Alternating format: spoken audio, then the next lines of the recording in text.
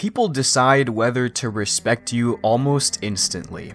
It's not fair, and it's really not a deep assessment, but most of the time they've already made up their mind before you even say a word. But you can actually use that to your advantage. Respect isn't something you slowly build, at least not at first. It's something you signal. And this video isn't about becoming more alpha or dominating a room. Nobody's asking you to be Andrew Tate. It's about something quieter, something a lot more subtle. Something that gets people to instinctively respect you without ever having to demand it. Now let's talk about how to do that. There's a concept called thin slicing. So researchers found that people can form surprisingly accurate impressions of someone within just a few seconds. And it's just by watching nothing but a silent clip of them. No words, just body language. Think about that for a second. Before you even introduce yourself, people are already making a call on who you are. That's why posture, eye contact, and stillness matter a lot more than you probably think. It's not about puffing your chest out or looking angry. Again, it's no one's asking you to be a Tate brother. It's about being composed, not fidgeting, not rushing, and not needing anything from the room. People are drawn to the energy of someone who seems sure of themselves.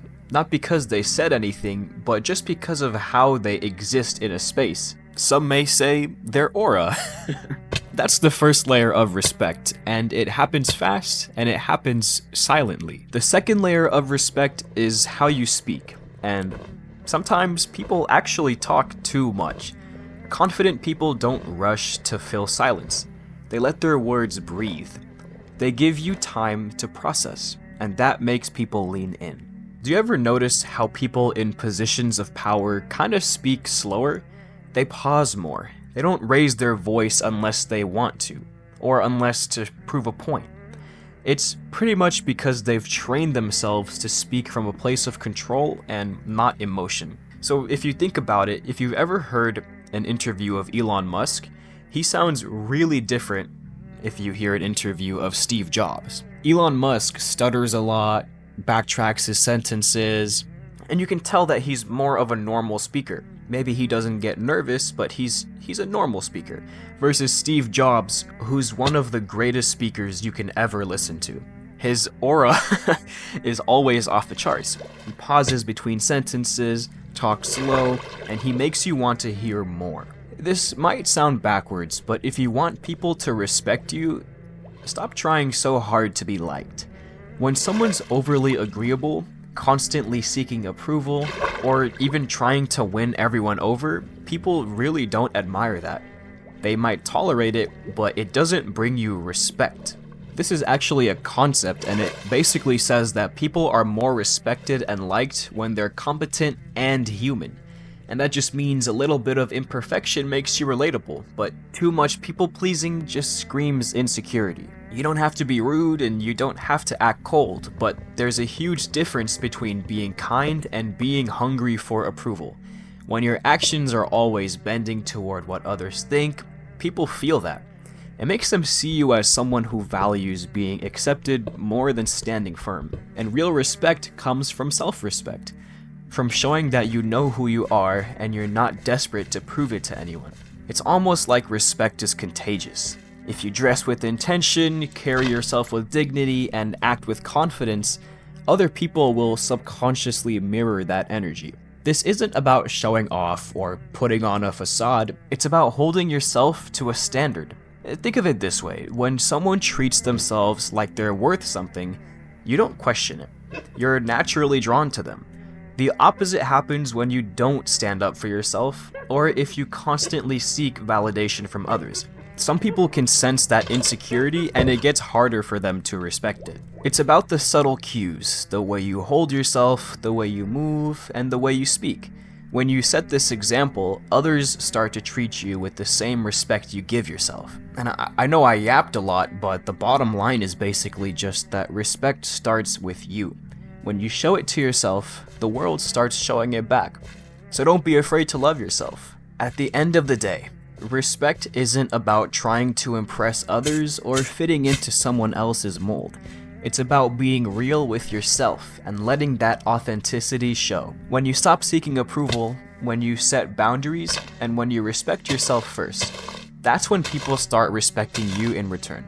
It's about showing up with intention and not needing to prove anything and living with integrity. You don't have to be the loudest or the most dominant person in the room. And actually, sometimes the ones who are the most respected are the ones who don't have to demand attention. They just are who they are, and that's enough.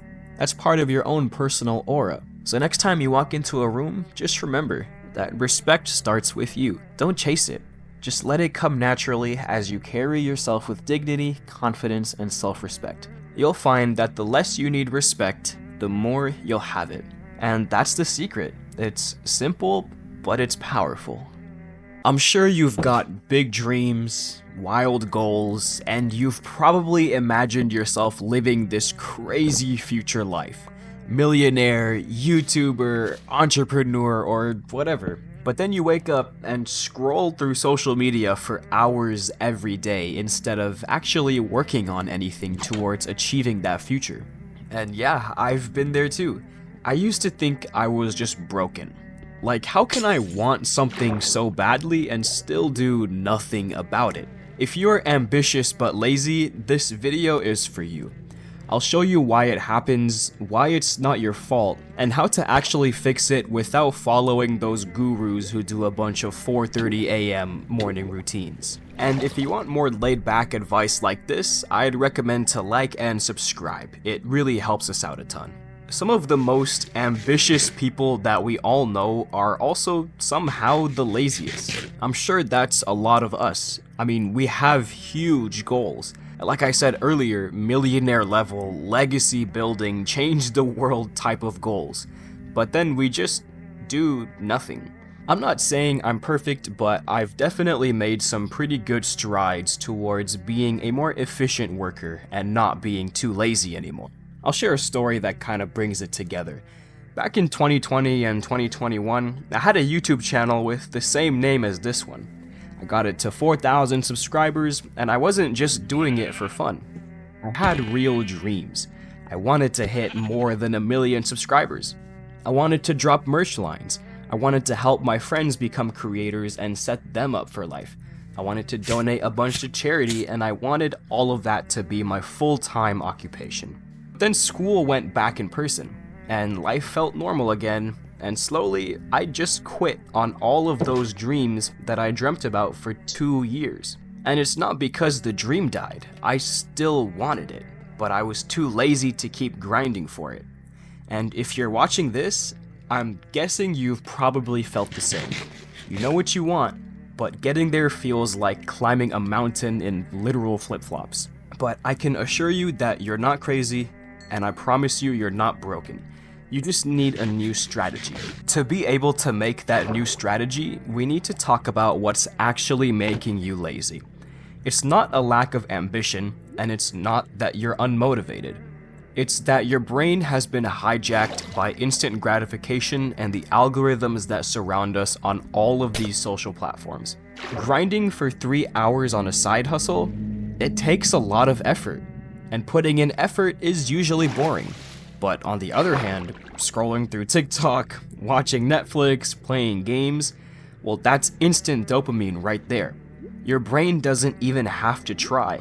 The scary part is that our brains react to this doom scrolling the same way that they react to sugar, gambling, and even drugs. So when you say, I don't feel like working, what you're really saying is, my brain is used to rewards coming fast and easy, and this goal feels too slow. I saw this in myself back when I was grinding YouTube. Uploading a video that got 250,000 views was one of the highlights of my life. But if a video flopped and I only got 100 views, my motivation would just go down so much for the next few days, because I didn't get that instant gratification. I was addicted to quick results, and when the algorithm didn't feed me dopamine, I would just give up for a little while, even though the dream had never changed. And we're all just being trained to crave easy. Easy entertainment, easy likes, and easy wins. So when a goal isn't easy, like building a business, or writing a book, or chasing a dream, our brain taps out if it takes significant effort. Not because we don't care, but because we're wired for fast. Fixing this isn't about becoming more disciplined, it's about rewiring how you experience effort. And that's what we're gonna get into right now. A lot of us think we'll start something once we feel ready, but guess what? That moment's not actually coming. We tell ourselves, I'll work on my dream when I have more energy, when school's less stressful, or when life is more stable. I used to do the same thing. I told myself I'd come back to YouTube when things were more normal. But what is normal? Life never really becomes normal, right? Every time I told myself I'd get serious about it next month or next year, I'd just push it off. And the real problem was that I was waiting for motivation to hit me like a lightning bolt. But that's not how motivation works. It's not easy, but it's definitely better to start messy than to wait forever. So here's a tip. Stop waiting to feel ready. Just take one small step, even if it's super easy. That one step gets you going, and soon enough, you'll find yourself picking up momentum without even realizing it, I promise you. It's called the snowball effect. It's not about waiting for the perfect moment. It's about starting right now, even if you don't feel 100% ready. And here's a myth that you need to stop believing. A lot of people think that you just need more willpower, right? Well, that's actually wrong. You need systems. Specific systems that make success automatic.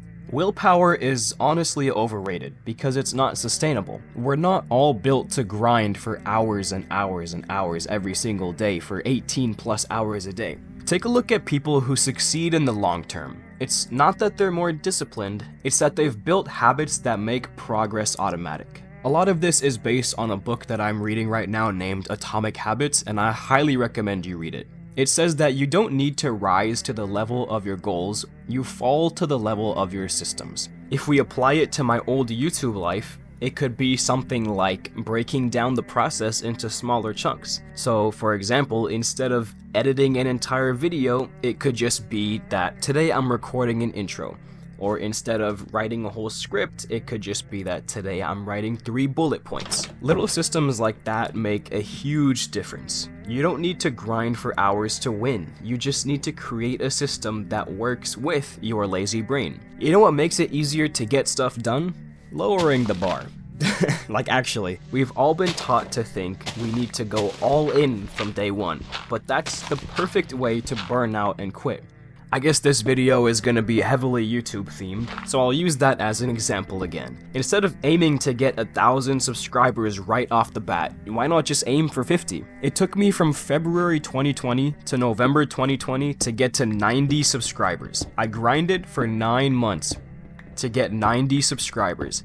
And then all of a sudden, after 9 months of grinding, from November to January, I got to 4,000. Just keep going and keep taking baby steps. You don't need to be perfect. You just need to start, even if it's a tiny step. The more you lower the bar, the easier it gets to take action. And before you know it, you'll have made more progress than you thought possible. So let's wrap this up. If you're ambitious but lazy, you're not broken. You're just fighting against the way modern life messes with our brains. But you can change that. Start by lowering the bar. Don't wait for the perfect moment. Build systems that make progress automatic, and most importantly, take action today, even if it's small. You have dreams, and you have potential. But to turn those into reality, you need to stop waiting for motivation to just show up and start creating a system where action is part of your day-to-day life. Let's be honest, Minecraft just doesn't hit the same anymore.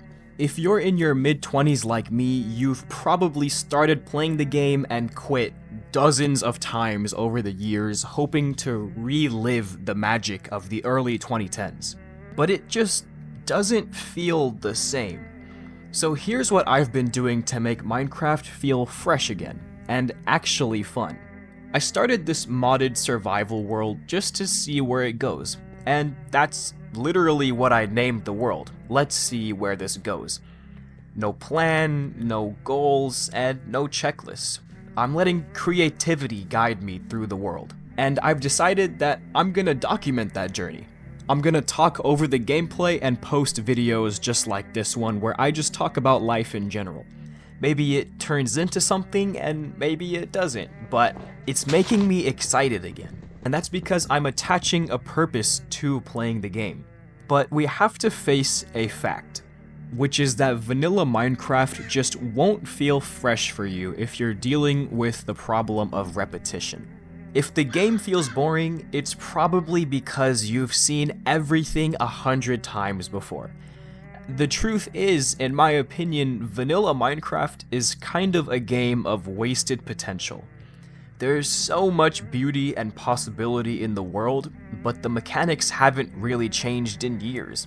There's not much that has come out to make me crave playing the game again. That's why I recommend downloading a Vanilla Plus mod pack like Better Minecraft. It keeps the heart of the game intact, but it adds new biomes, mobs, ambient sounds, and structures. It's enough to surprise you again. And when Minecraft surprises you, it feels brand new. One of the biggest things I've done is change why I play. I'm not logging in to grind gear or to beat the Ender Dragon. I log on every day for a few minutes, record some footage, and talk about ideas that I'm passionate about, like this one. That gives me a purpose outside the game. And that purpose is what keeps the game exciting. It's a positive feedback loop. It's not just about crafting and mining anymore, it's about creating something. And when you play for something you care about, burnout becomes a lot less likely. Another thing is to break the routine. Just don't overdo it. We've been conditioned to play Minecraft in one specific way. Punch a tree, make wooden tools, mine stone, get iron, and get diamonds. But there's no fun in routine. Part of the reason we enjoy vacations is because we get to see new things, new sights, and new experiences. Minecraft lets you do that too, you just have to let go of the grind. In the first 30 minutes of my new world, I didn't just rush into a cave. I saw the sun setting and I sprinted up a mountain just to go and see the sunset. I didn't sleep through the first night, I chose to fight. I wanted to feel that thrill again, and honestly, I hadn't felt that way playing single-player Minecraft in years. That leads me into my next point, which is that Minecraft is a sandbox. You're not supposed to follow a guide every time. You don't have to rush for armor or max out your enchantments. For example, in my last 2-week Minecraft phase, my friend and I made a rule. We're gonna stay in iron armor for as long as we can before we start to get into more of the advanced stuff. No diamonds and no netherite for at least the first week. And suddenly, every fight mattered. Every creeper was a real threat again. The game didn't feel safe anymore, which ironically made it feel alive.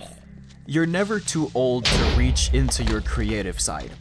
Play the game like you're experiencing it for the first time, or like your imagination is in control.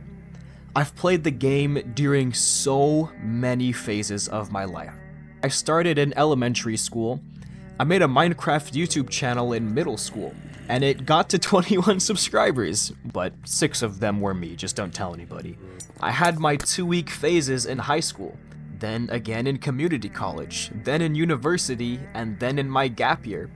And now, here I am again, during my master's degree, coming back to Minecraft with a new kind of passion. Part of the wonder that guided me this time around was just exploring. I wandered through strange new biomes. I climbed to the top of an ice pillar just to watch the sunrise. I interacted with the wildlife. I pushed a seal into the water while it was just vibing, and I watched a bird just flying around doing nothing. And somehow, that tiny moment, pushing a pixel seal, felt more magical than mining a diamond has in a long time. This game lets you chase wonder, but only if you let yourself slow down and notice it. Minecraft only gets stale when you play it the same way every time. So switch it up, mod your world, and slow your pace. Give yourself a reason to log in that isn't just about gear or goals. No matter what stage of life you're at, if you just started playing recently, or if you're in your 20s like me, or if you're an unk, if you're in your 30s, 40s, 50s, or even higher, trying to chase that feeling, Trust me, it's still there. You just have to look at Minecraft like it's new again. I turned $1,500 into $74,000 in crypto in less than 1 year. But then I lost almost all of it. My worst loss was that I got rugged for $40,000, and I'll never forget the constant gut-wrenching feelings that I got every single time that I opened my account to see that my account was draining more and more of the $74,000 that I earned. Now, this isn't a sob story, it's just a reality check. Because let me be the first to tell you that chasing fast money feels amazing, until it ruins you. If you've ever dreamed of being rich and quitting your job or even retiring in your 20s, I really think you should listen to what happened to me. I learned more from losing it all than I ever did making it, so let me save you the pain that I went through. I'm sure a common experience between all of us is that nobody dreams of working 40 years just to retire when their knees hurt. Nobody wants to wait until they're 65 years old to retire and then enjoy life. I wasn't doing any of it to flex a Lambo or anything like that, I just wanted the freedom. I wanted to wake up without an alarm or travel when I felt like it, take care of my parents, and never worry about money again. And the facade on social media makes it feel like everybody else had it figured out. You know, seeing those 19-year-olds in Dubai, screenshots of $80,000 gained every day, and people retiring off of random crypto coins. It made me feel behind, like I was missing the window. So when I found crypto, it wasn't just about the money. It was about proving to myself that I wasn't average, that I could be one of the smart ones who escaped the matrix early. The idea of getting rich young became an obsession. I was deep in different rabbit holes and groups throughout the industry, trying to find any way to make me feel like I was getting closer. And when the numbers started going up, I thought I cracked the code. Because 50xing your profile like I did was really no joke. I got into crypto in September 2020. At first it was just a side hobby, you know, watching a few YouTube videos and putting small amounts into coins that I didn't really understand at all. But by 2023, I knew the space pretty well. Right after I graduated college in May 2023, I decided that I'm going all in.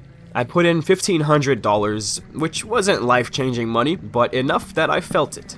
And then I really locked in. I was looking at charts all day, I was in different group chats, just moving really fast. And by March 2024, which was 10 months later, the $1,500 had become $74,000 in just 10 months. I felt like I was on top of the world. I was looking at houses on Zillow like I had already owned them, making Excel spreadsheets on how many millions I'd make and how much rental income I'd get off of houses that I would buy, and how I'd be retired by 25.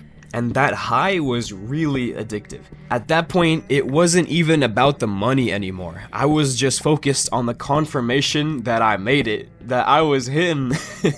But the thing is, as fast as the money came, it was gone. The fall off started in summer 2024 when the market got choppy. The plays stopped printing like they used to, but I couldn't sit still. I really wanted to hit that $1 million mark. And so from there, I started forcing trades, I started holding things too long, I got emotionally attached, I started chasing hype instead of logic, and every dip felt like the last one before liftoff. But guess what? The liftoff never came. But shortly after that was my worst loss. I got rugged for $40,000 in one project. Just $40,000 gone. By the end of the fall, I had lost $65,000, which is almost everything that I made. Luckily, I wasn't panicked. I kinda just felt numb. I had to process the idea that, hey, looks like I'm not retiring at 25 anymore, looks like I'm not special, and especially acknowledging the fact that I let the greed blind me. This is the moment where I'll quickly pause and say that if you want more real-life lessons like what's about to come up, then I'd recommend to like and subscribe.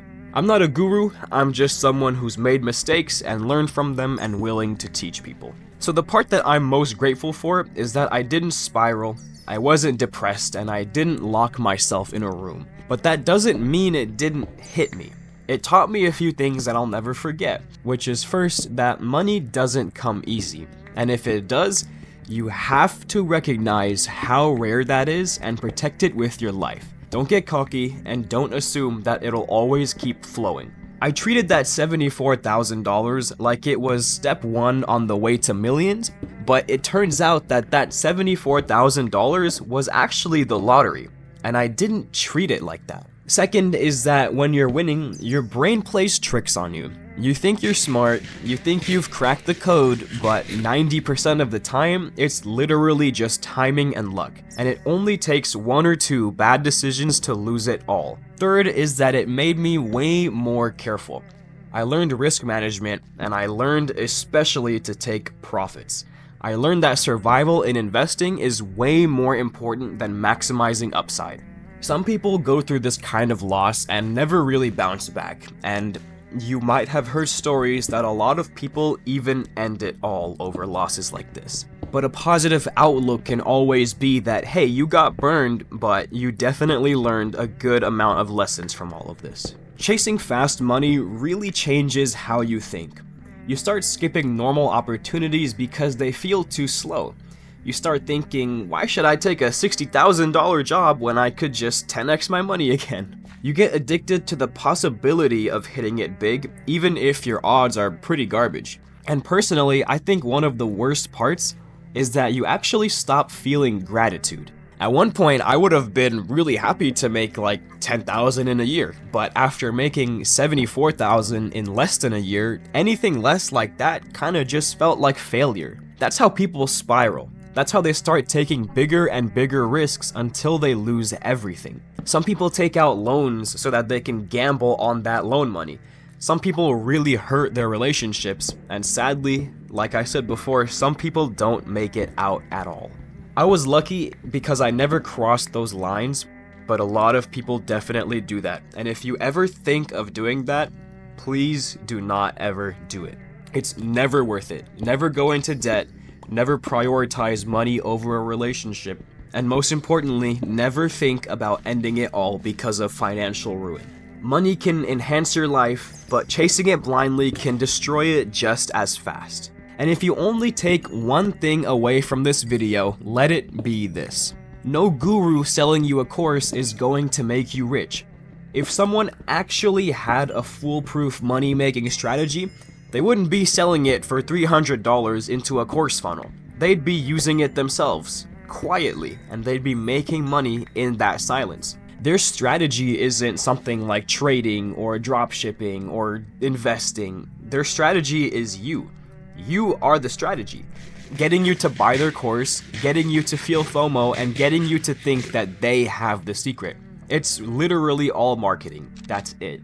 There's a reason most of these guys don't show verified trades or real tax returns or consistent long-term results, because their business is to sell you the dream, not for you to live it. And I say this as someone who really wanted to believe. I thought I could take a shortcut in the grind, but the truth is that there is no shortcut, and if it looks like there is, it's probably a trap. Learn skills, be patient, stay grounded, and never outsource your future to someone who's just really good at selling confidence. If money came easy, we'd literally all be millionaires, but it doesn't. And that's not actually a bad thing, because when money is hard to earn, you learn how to keep it, and how to respect it, and how to manage it, and most importantly, how to not lose it by chasing shortcuts. A small part of me thinks that the $74,000 didn't actually make me much smarter. It kinda made me reckless. I didn't feel like I had to protect it because it felt like it wasn't real. But the grind, which is building slowly, stacking skills, saving, investing wisely, that's where the real growth happens. Now I don't get FOMO when I see people printing money online, because I know what comes next. I've lived it. And that doesn't mean that I've stopped investing or taking risks, but I'm way more calculated now. I'm not betting the house on hype anymore. So if you ever do come across fast money, because you very well may, just make sure to appreciate it, but don't fall in love with it, because easy come, easy go is very real, and I learned that in a very expensive way. After everything, here's what I wish I knew earlier, and what I hope that you take seriously now. Number 1 is to learn delayed gratification. If it feels boring, it's probably working. Saving, investing consistently, building a high-income skill, that's what creates wealth over time. Number 2 is to budget even if you think you're too early for that. You don't have to be strict, you just have to know where your money's going. A lot of people don't realize how much money they waste. Number 3 is to diversify. Don't go all in on one play, one market, or one hype trend. Whether it's stocks, crypto, or even just income streams, make sure to spread it out. Number 4 is to keep your lifestyle slightly below your income. Just because you can spend doesn't mean that you should. A lavish lifestyle will creep up on you before you even know it. And number 5 is to never invest in something that you don't understand. If it sounds too good to be true, then assume it is. Making money is only the beginning of the goal. The rest of the goal is to keep it and grow it and stay sane while doing it. Losing money really sucks, but if you play the long game, you'll learn from it and you'll be better for it. I'm doing fine now financially and mentally. It wasn't easy to rebuild, but I'm smarter because of the losses, and it will be the same for you. If you're watching this and you've had a taste of what fast money feels like, remember, there is no shortcut to real wealth. Stay grounded and stay disciplined.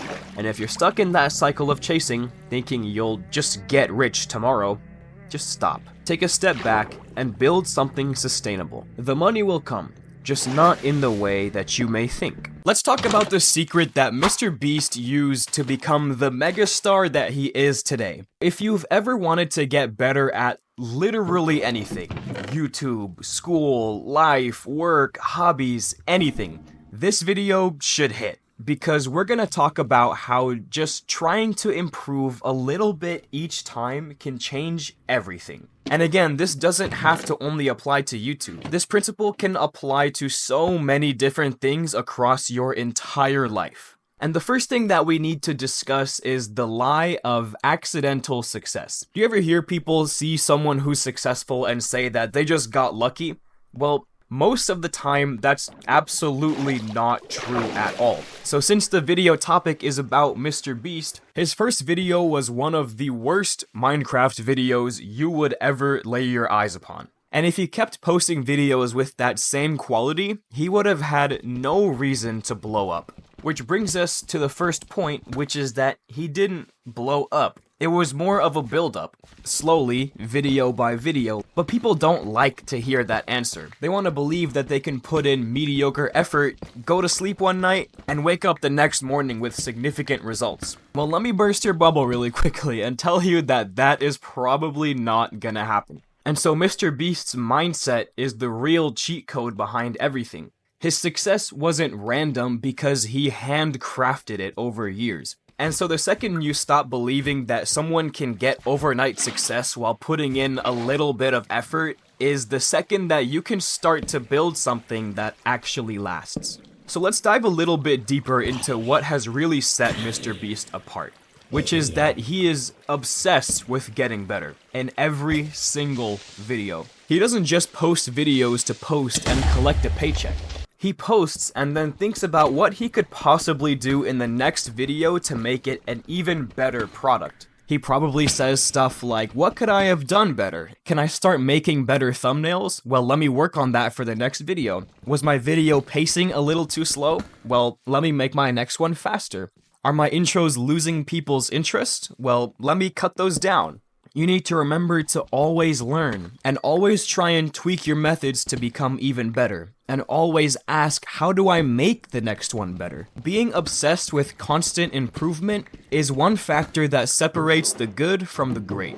Most people will upload and just move on. Most people will turn in their exam and just move on. Most people will clock in for their 9 to 5 and just move on. But the great ones always think about how they can continue to level up even higher. Another thing that people acknowledge but don't actually apply it to themselves is the definition of insanity. You've most probably heard before that the definition of insanity is doing the same thing over and over again and expecting different results. Here's the thing, people know that, but they don't actually do anything about it. They make a video, and then it flops, and then they just try and do the exact same thing over and over again and hope that it works the next time. If you do that, then by definition, you are insane. But what MrBeast does is that he doesn't just post and hope for the best. He treats every failure as a lesson. Failing lets you find out what you're doing wrong and how you can work on it better for the next time. But if you're not actually learning from your failures and analyzing your failures, then you're literally just failing for the love of the game. Every time he posted, he was actively looking for ways to improve, no matter how small they might be. Because it's not about getting views, it's always about getting better. If you continue to get better, the views will come. If you continue to get better, the promotion and raises will come. If you continue to get better, your GPA will go higher.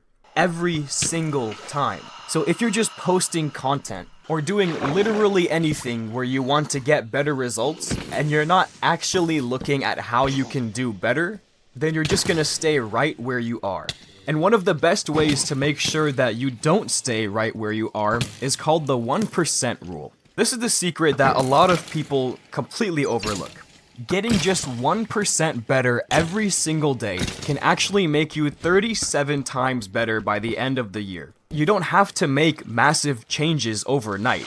If you make little improvements day by day, every single day consistently, then those little changes compound over time, again, into a 37 times better version of yourself by the end of the year. And we don't need to quantify it. We don't need to say, hey guys, my New Year's resolution is that I'm gonna be 37 times better by the end of 2025. You don't have to think of it that way because not all results are quantifiable. But you have to think of it in a way that you don't need to make a earth-shattering, life-changing decision every single night to get better. You just make tiny, tiny steps. And those tiny, tiny steps are what let MrBeast blow up. It's not because he went viral just once. It's because he improved every single video and every upload. And each time, that small 1% improvement added up.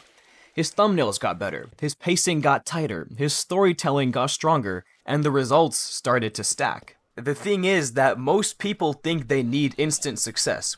They need a viral hit right now. They need to get a $100,000 salary right out of college. But that's a trap that we put ourselves in. The real growth comes when you stop worrying about instant results, and when you start focusing on refining your craft. Just 1% better today than I was yesterday. I can tell you from experience, when I started making YouTube videos in 7th grade, I was terrible. I didn't know how to edit. I was editing on Windows Movie Maker. But each video taught me something new.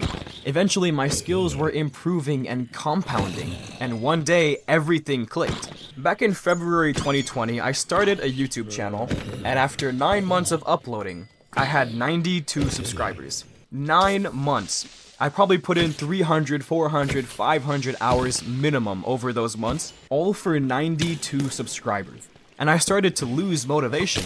I thought I wasn't gonna get any views anytime soon, but I took every video as a chance to learn.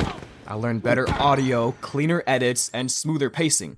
And then eventually, my overnight success was that I went from 92 subscribers to almost 4,000. It took me 9 months to get to 92, and then 1 month to get to 4,000. And that's because after a year of improving 1% every day, I much better understood how to make a video that people actually watch. And the same goes for MrBeast. He's a global name, and he put in the hours to make that. It was his consistent effort to get just a little bit better every day that turned him into the force that we all know of today. So don't think that success is just a random event. It's almost always the result of years of compounding growth. So now that we see how MrBeast's obsession with improvement is what made him unstoppable, here's the million-dollar question. How do we apply this to our own lives outside of YouTube? Whether you're creating content or studying for school or trying to get better at a hobby, this works for everything.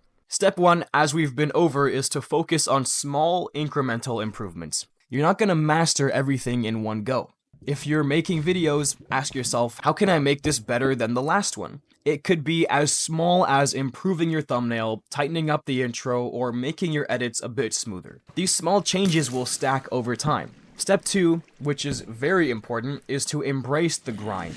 As we now know, success doesn't happen overnight. You need to be consistent and learn from your mistakes and always be willing to improve. If you're starting from scratch with no skills, you're not gonna blow up in a month, and maybe not even in a year. Or if you're entering a new field in your job, you're not gonna be promoted into the executive suite in the first year. But if you focus on getting 1% better every day at whatever you want to, you'll end the year with massive growth, and that is a cold, hard fact. Step 3 is don't be afraid to fail. Failing is another way to learn, as I said before. Each mistake is a lesson you can apply to your next try. But again, if you fail and you don't learn from your failures, then you're literally just failing for the love of the game. People who accomplished their goals became unstoppable because they never stopped improving. And if there's one thing that I hope you remember, it's that MrBeast didn't blow up because he was consistent. He blew up because he improved. And that consistency without improvement is insanity. And consistent tweaks are how you become unstoppable. You don't need talent to win. Hard work very often beats talent. What you need is to be obsessed with getting just 1% better every day. If you're feeling lost in life, let me tell you why that's not a problem at all, and how a change in perspective can help you continue on your journey.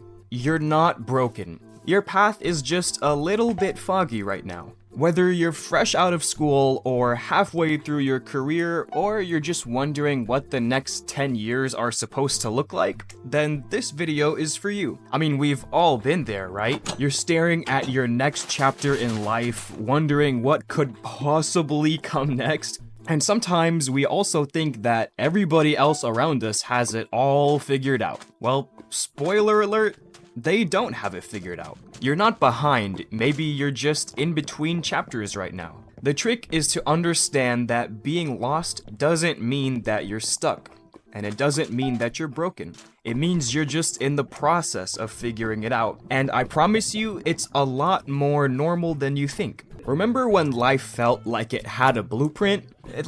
Think about it, you could always count on the next step. When you finish kindergarten, you knew the next step is first grade. When you finish first grade, you knew that your next step was second grade. And that happens every single year. Kindergarten to elementary school to middle school to high school, and then maybe college, and then maybe more school after that. A whole lot of structure and a whole lot of milestones. We were basically given a road map for life. You just had to keep showing up and the next thing would happen. High school done, college done, but then what? As soon as you finish your last bit of school, the blueprint disappears. You either get out of college or start a new chapter in life, and suddenly there's nobody telling you what to do next. They literally just hand you the diploma and say, well, good luck, buddy. And then all of a sudden, you're just left standing there, maybe with no clear path ahead. And maybe right now you're in that now what phase. Whether you just graduated, or you're switching careers, or you're even in retirement and wondering what's next. Well, guess what? That feeling hits absolutely everybody at multiple points throughout their lives. It doesn't matter what stage of life you're in. Either you're 22 or 35 or 65. At some point, we all have ended up there. Maybe you're there right now, and I promise you we all will end up there again. Which means that it is completely okay to feel like this. Nobody in the world gets handed a map for every single step throughout their entire life. You're supposed to figure it out yourself, and I know that's terrifying. But again, trust me, it doesn't mean that you're falling behind or that you're failing. It's just all part of a greater process. It's normal, and it doesn't make you any less capable. Everybody is winging it a lot more than you think. Even people who seem like they have their entire life figured out. They're just better at hiding the uncertainty. Even the most successful CEOs are up at night wondering, what am I actually gonna do in all this? Or will my company be as profitable a year from now? How will I navigate that? How do I make sure that my hundreds of employees will have livable lives for the rest of their careers here? I saw a stat that says over 60% of adults report feeling like they're lacking direction or meaning in their lives, and that's across all ages. So the feeling you're having right now, it's a universal part of the human experience. Everybody who's ever lived and everybody who will live will have that part of the human experience. Everybody hits that point where they're like, wait, is this really it? And they say, I don't really know what I'm doing. And it's all just part of growth. So next time you feel alone in all of this, just remember that if everyone around you looks like they're crushing it, they're probably struggling with the same thing in silence. So cut yourself some slack. You're just moving through the complicated path called life. But let's be a little bit more specific here. Let's think back for a second. This isn't your first time when it comes to feeling lost, right? Sure, maybe the stakes feel higher right now, but this isn't the first time you've faced something uncertain or unfamiliar. Maybe one time you didn't make the cut to get accepted into something, or maybe you failed a huge test. Maybe you lost a job, or you just felt like the entire world was against you. Think about it. Back then, it probably felt like the end of the world. You were lost, confused, and wondering if you would ever figure it out. But look at you now. You survived all of that. And you didn't need the entire world to turn upside down to get through it. You just needed to take things one step at a time, and most importantly, you just needed patience. The same things that helped you through those tough times are going to get you through this one too. You probably don't even think about those struggles now. They're just part of your past, and you don't carry the weight of them anymore. And that's how far you've come, because you're stronger than you think. So when you look at where you are now, and you feel unsure, remember that you've done this before. You've overcome adversity, and you'll overcome this too. With patience, time, and small steps, you will make it through. Here's a reason why it may feel so scary. Maybe you're scared to make the wrong move. Maybe you're scared that you're wasting time. Maybe you're scared that if you mess up now, you'll be stuck forever. And that fear can completely freeze you. It can make you stop trying altogether, and before you know it, you're spiraling and feeling worse than before. The pressure to find the perfect next step is what might be keeping you stuck in the first place. Perfectionism, in some cases, doesn't actually help you move forward. It can just paralyze you. And it doesn't matter if you're trying to find your career path, your next life stage, or just a new hobby. Trying to get everything perfect will only make you feel more lost, because you're giving yourself more things to stress about. So, if it wasn't already clear enough, here's the secret. Don't look for the perfect solution, just take the pressure off. Make a move, no matter how small, and the path will start to clear up. And I said earlier that maybe a perspective change can help you. So here's a thought for you. What if this feeling of being lost isn't crisis at all? What if you actually think of it as a transition? If your life was a book, the part where everything feels uncertain and up in the air is probably not the end of the story. It's just the tension before the turning point. Every great story has that moment where the main character just doesn't know what's next, where they're lost and figuring it out. And that's exactly where you might be right now. It's okay to not know who you are or where you're going at this exact moment. Growth doesn't always happen in neat and tidy steps. Sometimes it's messy, sometimes it's uncomfortable, but it's still growth. So instead of labeling this time as being lost or being in a crisis, try to see it as a phase of transformation. Because transitions are very often where the real changes happen. So don't stress. Embrace the uncertainty because it's leading you to something new. One of the most paralyzing things about feeling lost is the thought that there's a deadline ticking down, that you're running out of time to figure everything out. It's really easy to feel like you have to have your dream job or your dream life or your dream path figured out right now. But the truth is that there is no deadline. There's no timer counting down to when you're supposed to have it all together. Just take a look at some of the world's most successful people. I know these are gonna be extremely random, but it fits the example. J.K. Rowling published Harry Potter when she was 32, and Colonel Sanders was in his 60s when he started franchising KFC. These two insanely successful people, and almost every other insanely successful person, didn't follow some strict timeline of when they had to have their entire life figured out. They didn't have everything figured out early on, and they didn't rush into their big moments. They took their time, and then their time for success came when it was right. So don't stress about being behind. Wherever you are in life, it's not too late. You're not late to the game at all. You're exactly where you need to be for your next chapter to begin.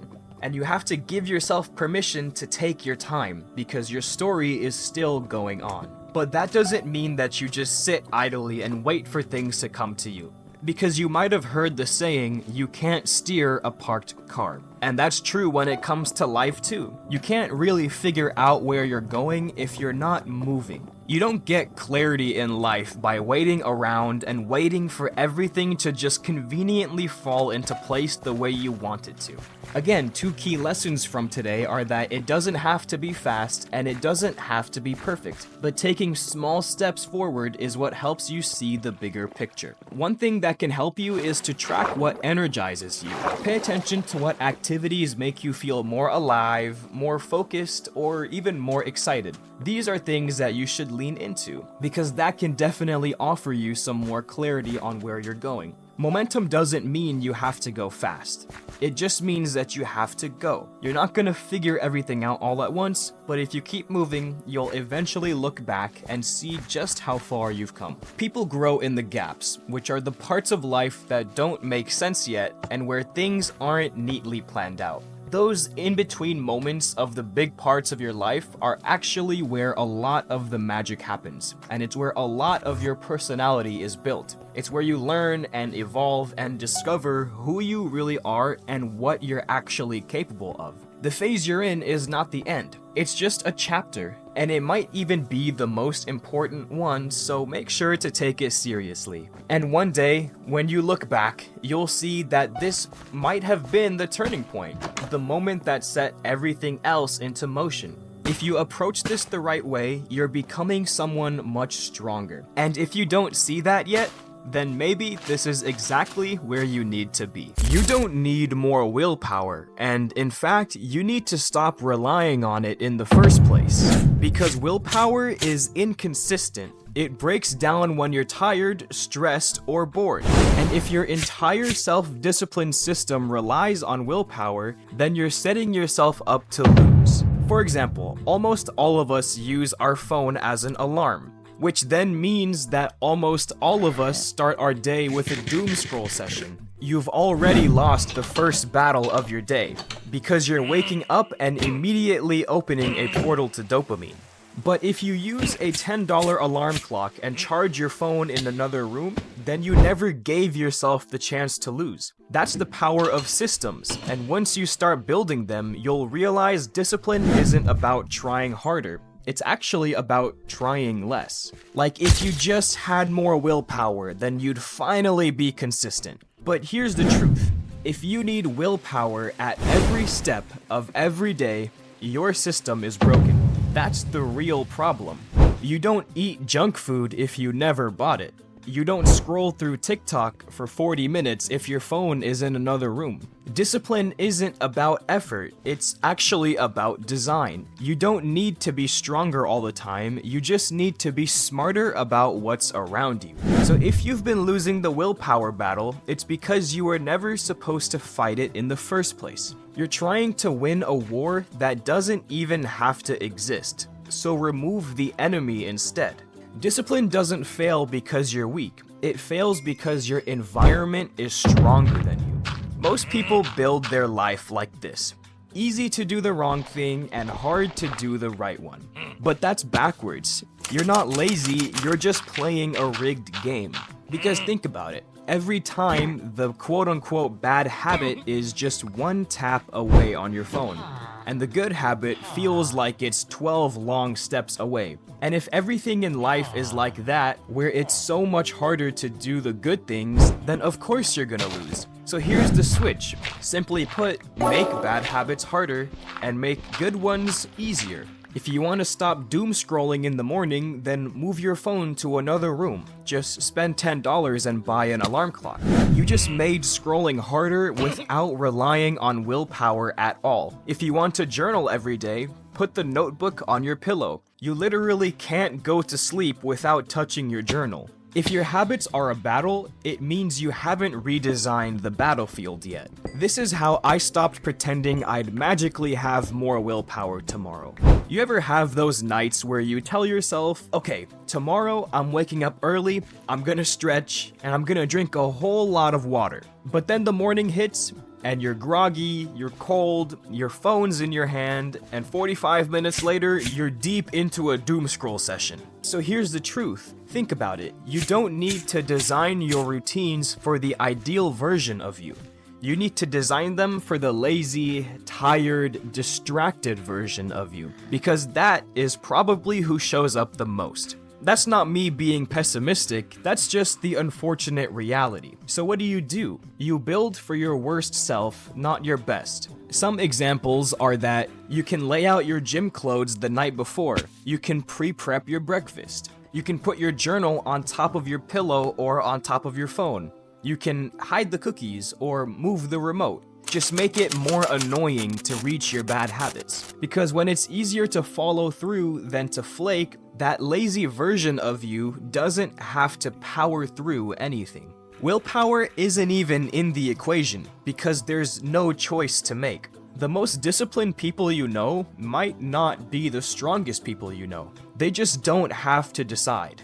You think they wake up and go, should I work out today or scroll on YouTube for 3 hours and watch a whole lot of videos? No, that decision doesn't exist for them. They've already set it up so that it just happens. The shoes are by the door, the workout is in the calendar, and maybe they have some friends already waiting at the gym. There's no mental coin flip, no decision fatigue, no should I do this? It's just that they wake up and they go. And if that sounds boring, it's because boring is usually effective.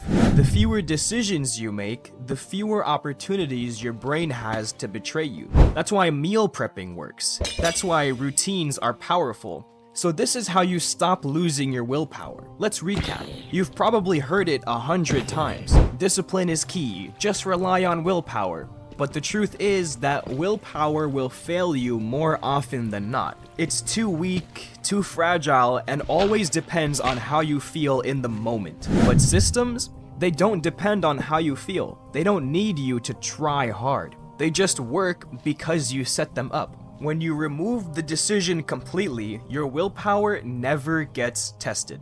When you automate the first step, your brain is too lazy to resist. So when you make it easy to do a bad habit, then you will always end up doing the bad habit. And that's how you win the battle against willpower. You set up the game so that you lose less and less. So here's the bottom line. Willpower alone is overrated. It's like trying to win a race when you're running with your shoes tied together. Instead, start creating systems that make the good habits automatic. When you remove the decision, you're not relying on willpower. You're setting yourself up for success no matter what. And you can take step 1 right now and set up a system that makes it easier to succeed today, tomorrow, and every day after that. Do you ever find yourself scrolling through social media, seeing other people's success, and wondering why you're not there yet?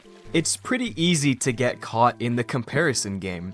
You see someone crushing it in their career, their fitness, even relationships, and suddenly you think, what am I doing wrong? Why can't I have that? But let me remind you that comparing yourself to others is actually holding you back more than you realize. Stick around because I'm gonna show you how you can stop this really destructive habit and start making real progress toward your own success. I used to fall into this trap all the time, and I still sometimes do because it's pretty inevitable. I'd look at other YouTubers or other students who were way ahead of me, and I'd get frustrated. I'd ask myself, why can't I be like them? Why am I not getting the same success? I'd feel like I was doing everything right, but no matter how hard I worked, it felt like I was always stuck in someone else's shadow. And I get it. We've all been there, whether it's social media, your friends, or even family members. Comparing yourself to others seems like a natural thing, but it's actually a mental roadblock. Here's a brutal truth. Comparing yourself to others is a shortcut to self-doubt and frustration. It's a mental trap that keeps you distracted from what you really need to focus on, which is your own growth. When you're always looking at someone else's path, you forget to pay attention to your own journey and you stop making progress. Instead of focusing on where others are, focus on where you are and the small wins you're making every day.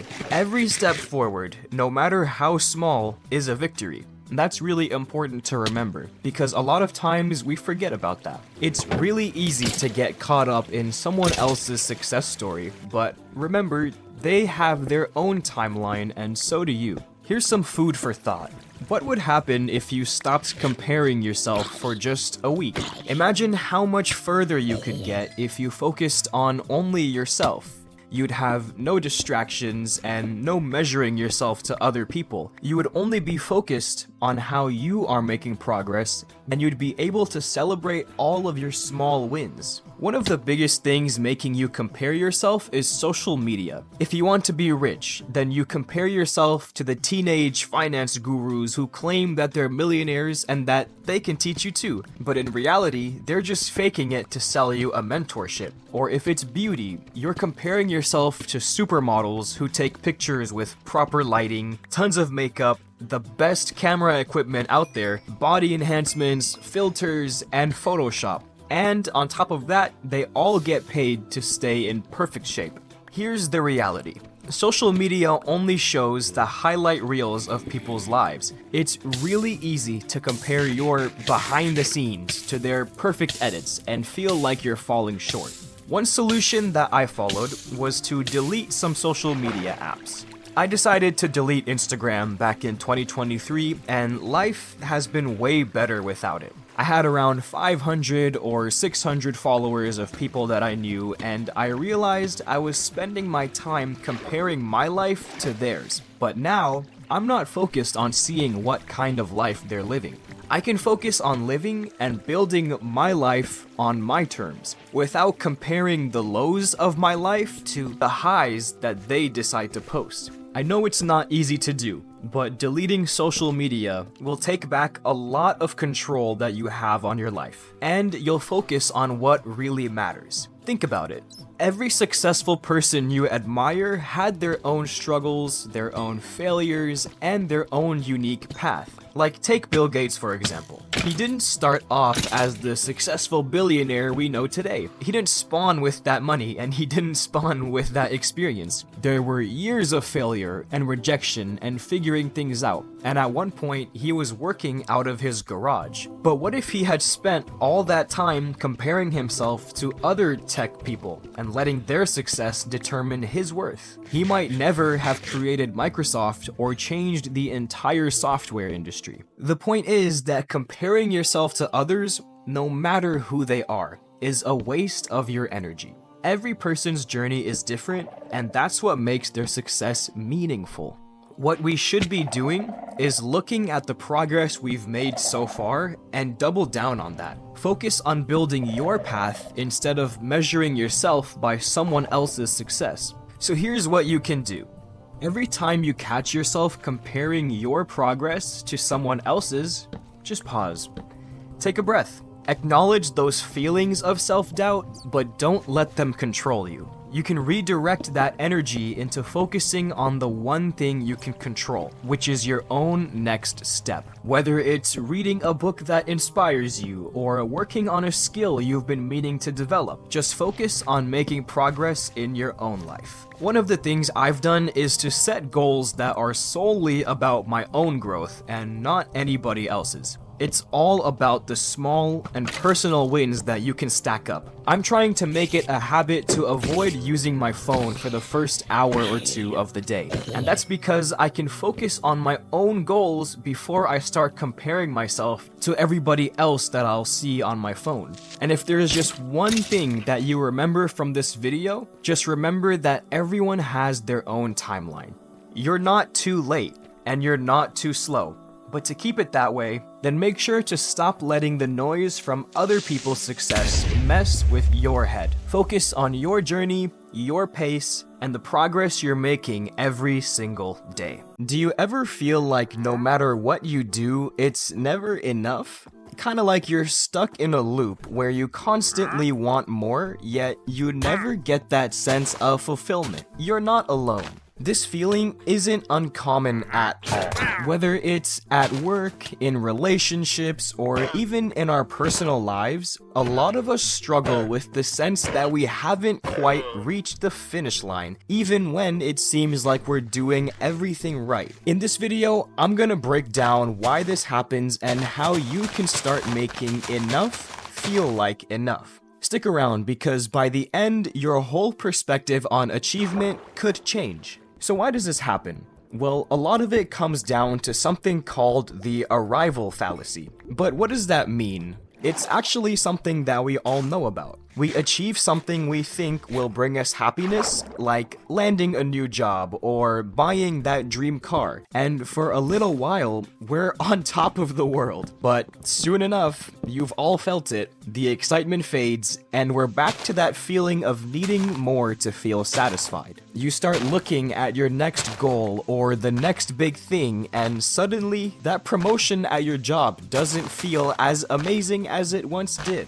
So why does this constant craving feel so real? It's because our brains are wired to chase after the next thing, and here's why. A big reason we can't feel satisfied is the pressure society puts on us. More specifically, the internet. We're constantly bombarded with images of success, wealth, beauty, and honestly just perfection. Influencers, advertisements, and even people we know seem to just have it all, and we end up comparing our lives to theirs. I actually made a video recently where I dive deep into how comparing yourself to others can fuel this feeling of inadequacy. I just briefly touched on it here, but you can go check it out right after this video. So we're constantly told that we need more followers, more likes, more money, but when is it actually enough? Let's talk about it. Here's the thing, we're not just influenced by society. We put a lot of pressure on ourselves. The desire to achieve, to be the best, to always be improving, it can be really exhausting.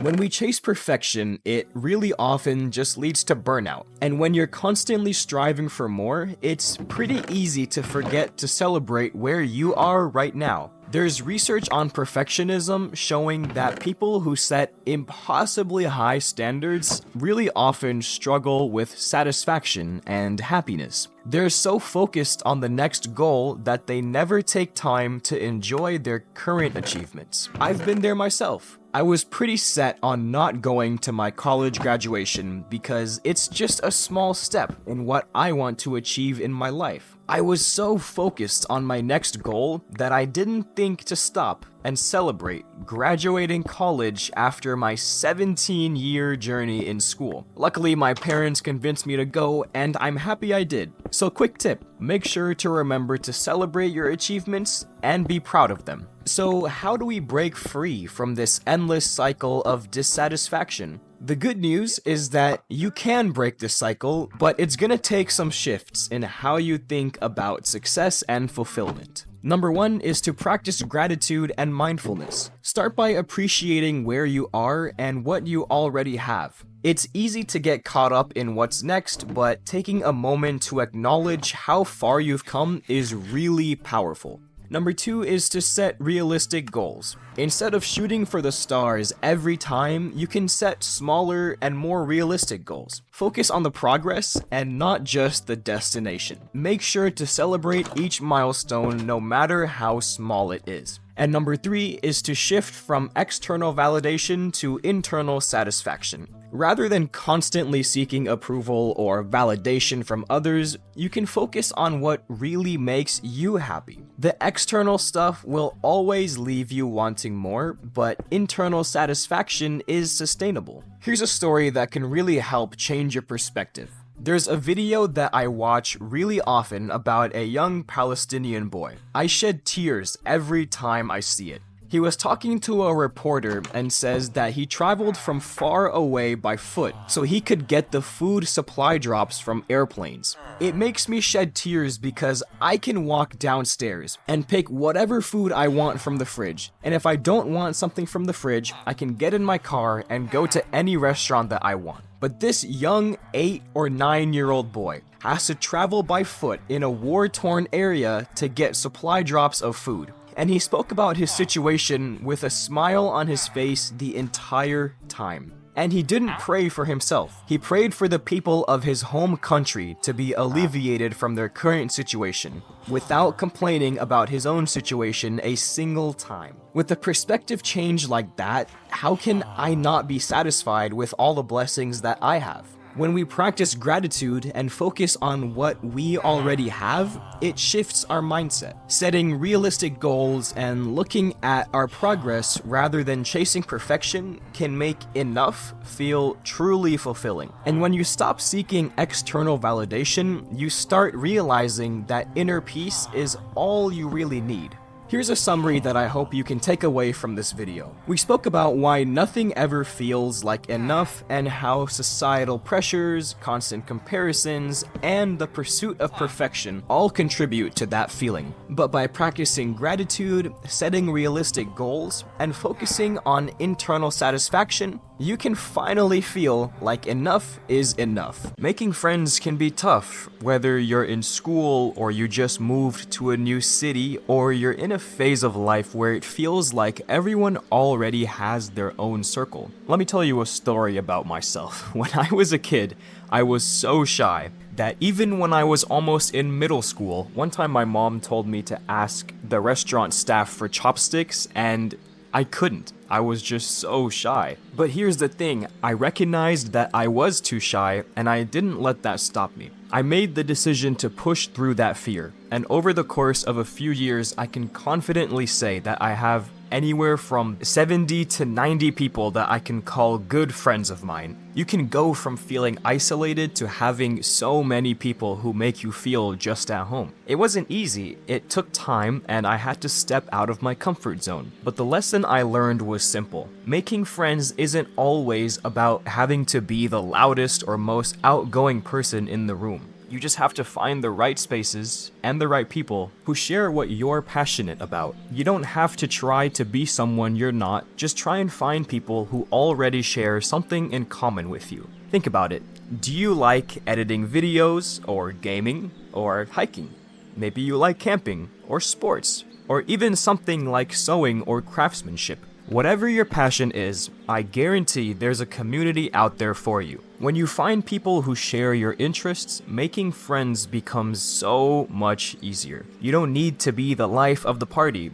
Just show up, find common ground, and engage with people. For me, the biggest friendships I've built have been in communities based around religion, where people already share a similar mindset. But it doesn't matter what your passion is. There are groups somewhere out there for every single passion. But I know that a lot of people have to get over the fear of socializing, and you're not alone on that one. I know how it feels to be shy and unsure. But remember, you're not the only one who feels that way, because it's normal to feel nervous or uncomfortable when starting out. And like I told you in the story about the chopsticks before, I've been there. I was too shy to talk to most people. But the key is that the more you put yourself out there, the easier it gets. And it's okay to start small. You don't have to be perfect. So if you're scared of talking to people, don't worry, because it really does get easier. Let me give you another example from my life. I socialize a lot in local mosques, and sometimes I used to be nervous when talking to people around my age, because walking into a new mosque, I didn't know anybody. But slowly, as I started talking to people, I realized we had so much in common. And that is the reason that I can confidently say that I have so many of these friends. But I can also say that I have acquainted with over 1,000 people in these communities. And that's not just because of the shared religious practices, it's because of shared values and common interests beyond that. The point is that the right community can make it so much easier to form real and lasting connections. And you don't have to fake anything. You just show up, be yourself, and start talking about what you love. And maybe you're in school, so here's another example I have on how you can take advantage of that. I made a lot of lifelong friends in college through just one club.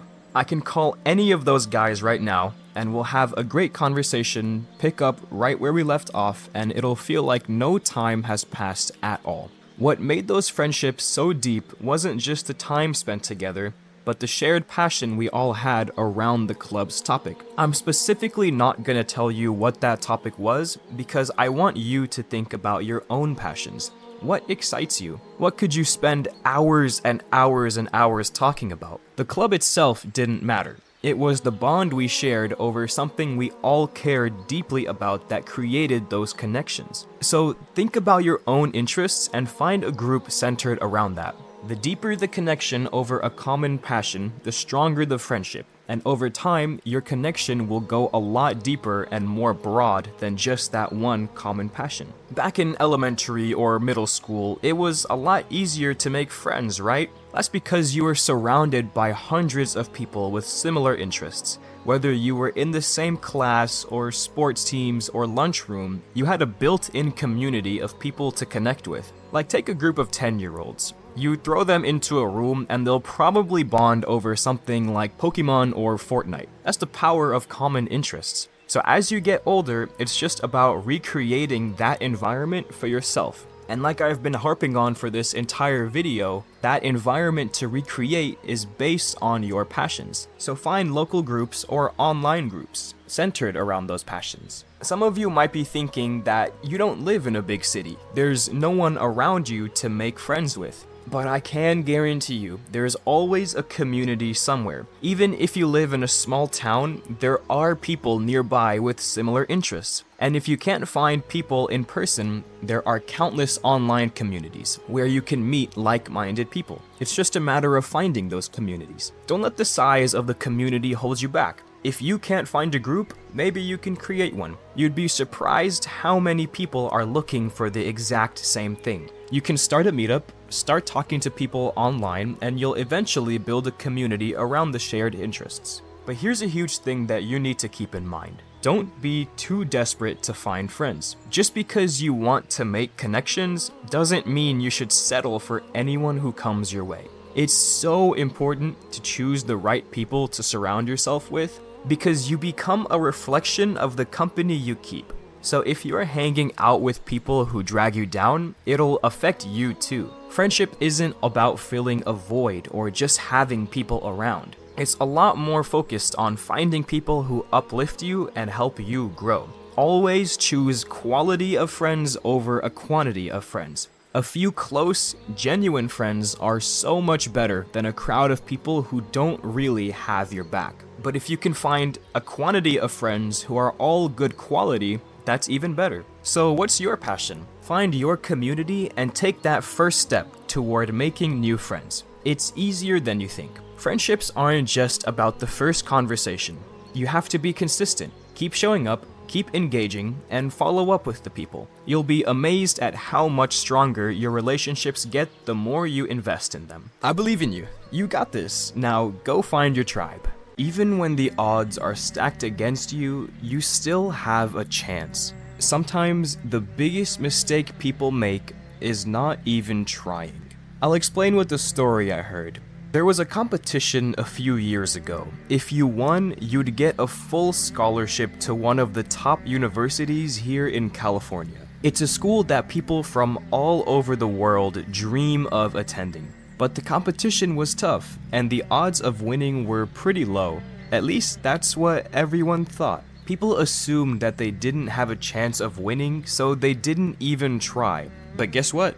Only one person wrote an essay. Just one. And because they were the only one who actually tried, they won the scholarship. Not because they were the smartest, not because they were the most qualified, but because they showed up when the odds were stacked against them. Most people let the odds stop them before they even begin. They think, why should I bother? It won't work. And the truth is that the odds don't always define your outcome. The real game isn't about having the best chance. What if it's about being the one person who just doesn't quit? If you're already seeing how this might shift your mindset, and if you want more ways to beat the odds in real life, I'd recommend to hit that like and subscribe. If you've watched my videos before, you might know that I'm getting my master's degree right now. But it wasn't easy getting here because of the odds stacked against me. I hope that the story that I'm about to tell turns into something that really inspires you to always try even when it looks impossible. So back in undergrad, I didn't expect to go back to school after finishing my bachelor's. And because of that, I slacked off and my GPA dropped. But one day, I decided that I'm gonna go do my master's. So when I decided to apply for an MBA, I looked at the requirements and my GPA was only good enough for the unranked or bottom tier schools. And I'm not trying to go to a bottom ranked school, respectfully.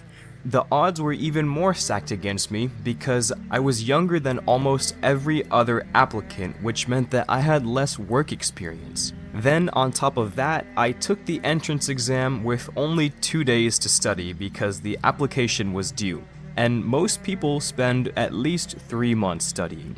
And the result of that was that I scored in the bottom 25%. At that point, it felt like everything was against me. There was no chance of me getting into the schools that were above the absolute bottom.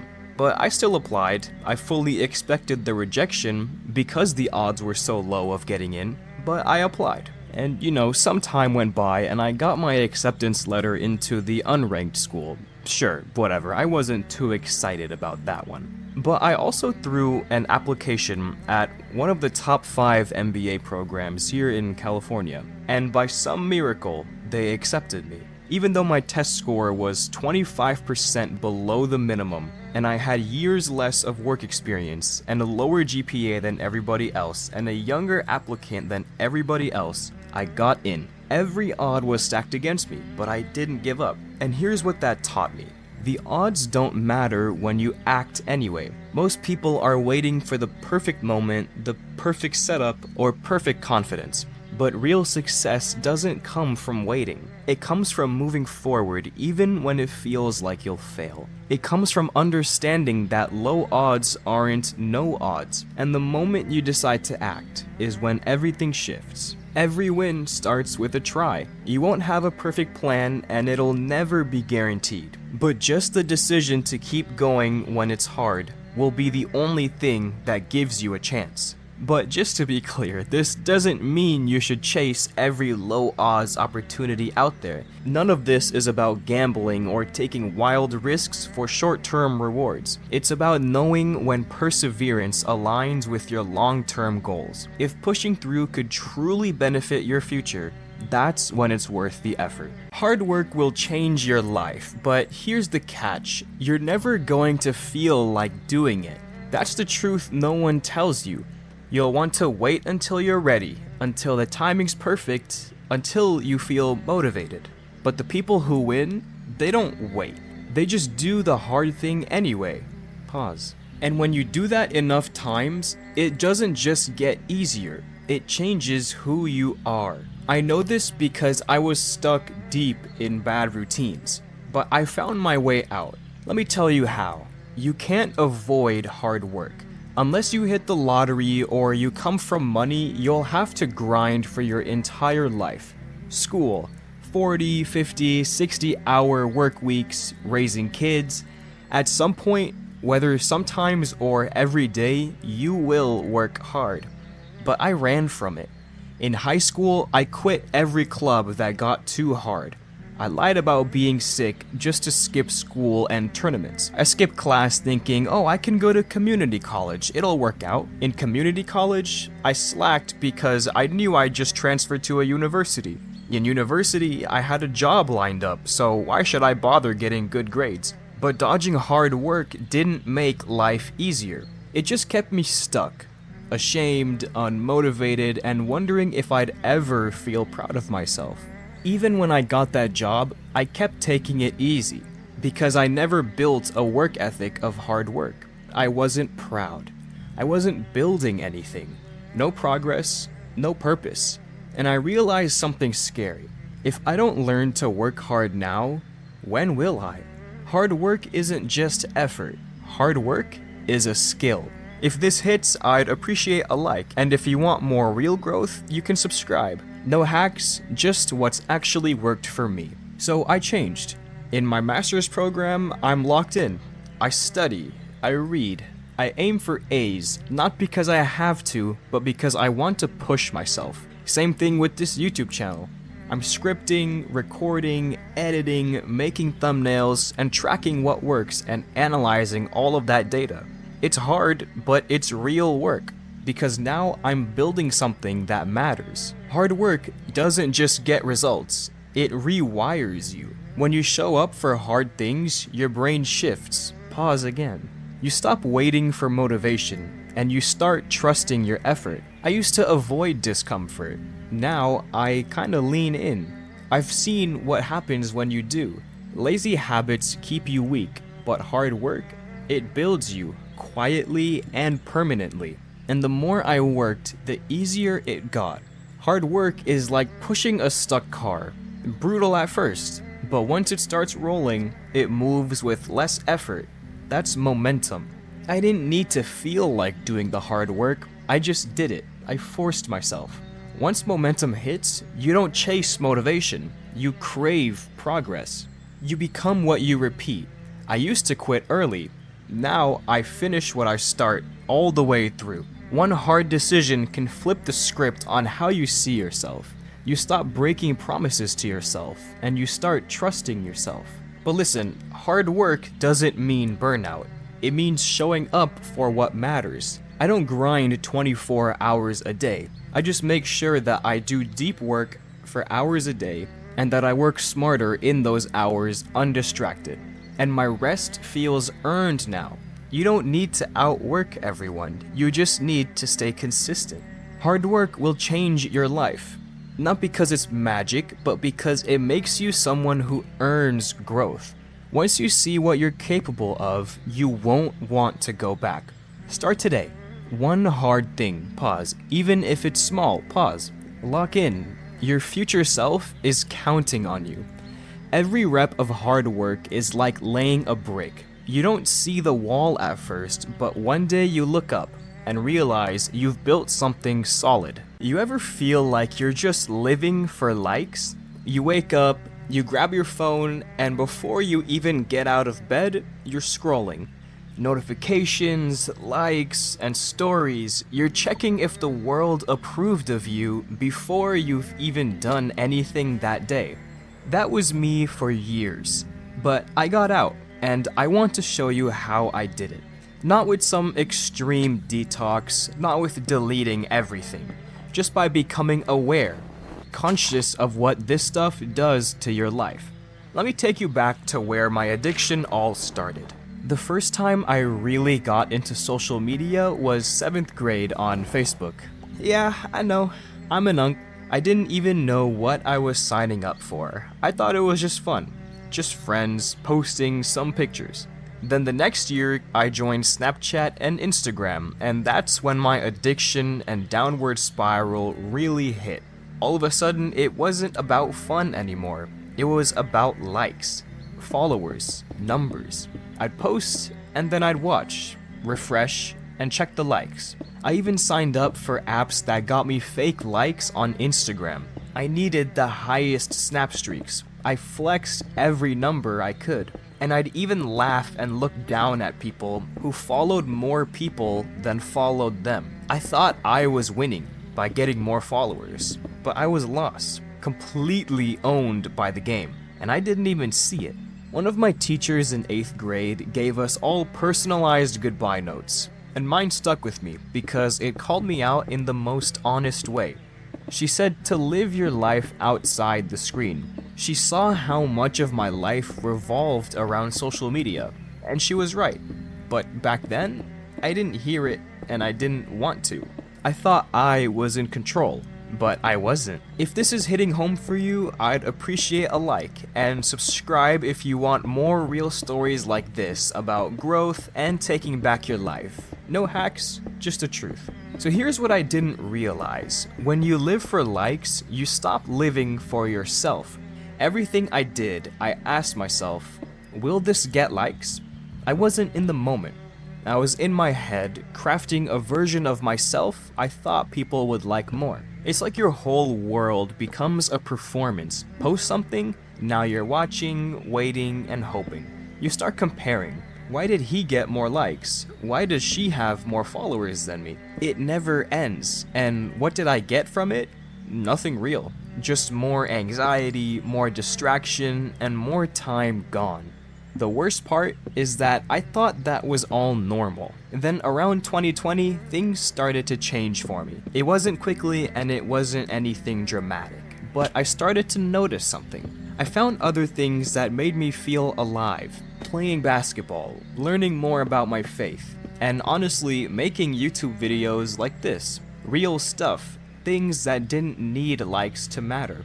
And slowly, the clout chase didn't hit the same. I wasn't chasing it anymore. I didn't need to delete all my apps. I just needed something more important to show up in my life. It's very hard to escape the trap by quitting cold turkey. You escape by living a more meaningful life. Then, in August 2023, I made it official. I deactivated my Instagram account. Not because I had to, but because I wanted to. I hadn't posted much for a while because, as I said before, I was already done chasing the clout. Now when I'm on my phone, I ask, is this building me or breaking me?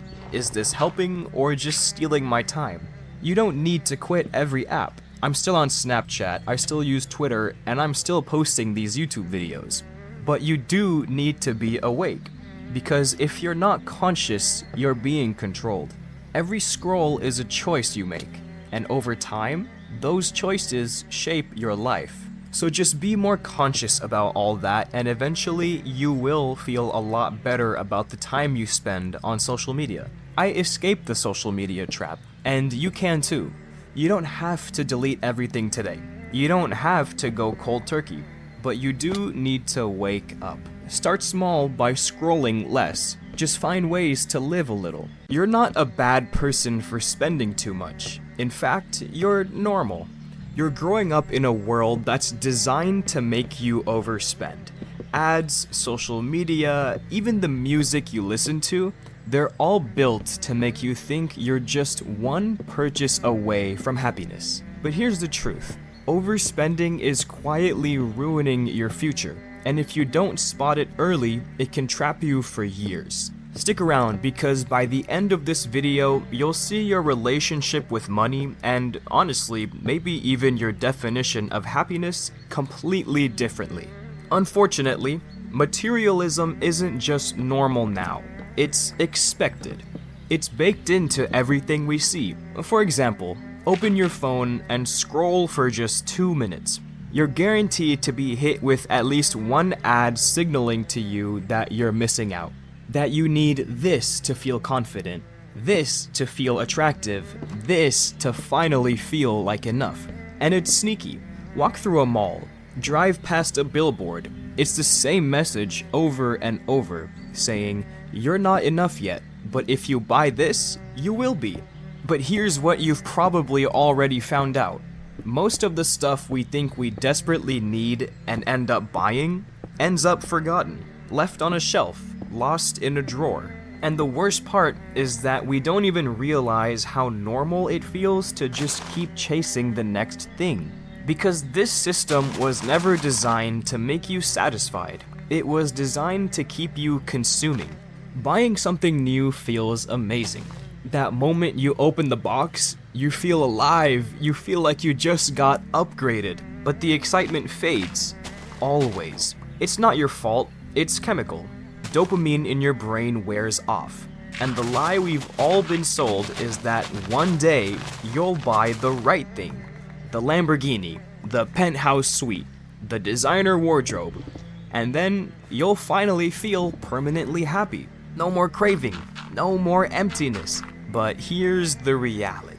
Even the people who already have those things, most of them are still chasing happiness. Because happiness built on consumption is a treadmill with no finish line. You keep running, you keep buying, but you never actually arrive. I learned this the hard way. When I got my first real paycheck, it felt like winning the lottery. All the things I had dreamt about finally felt within reach, so I started buying. New shoes, upgraded PC parts, expensive nights out. It wasn't even about showing off, it was about feeling like I had made it. But slowly, it caught up to me. And it wasn't just the stuff. I was overspending on investments too, chasing quick flips, rushing into things without thinking. And I actually made a whole video about that if you want to hear the full story. But eventually, I started noticing something that scared me. More money was flowing out than coming in. Every month, even when I thought I was being smart. And that was the wake-up call. That was when I decided I need to get serious. I had to start becoming conscious of every dollar, not just in big purchases, but in the tiny habits that silently drained me. And when I looked around, I had a pile of stuff surrounding me that didn't even make me happy anymore. It hit me all at once. I wasn't moving forward. I was running in circles. That moment changed everything. If you're starting to see your relationship with money differently, I'd appreciate a like and subscribe for more real conversations about money, mindset, and building real freedom. But it's not just the ads you're showing while scrolling. Look at the music you hear every day.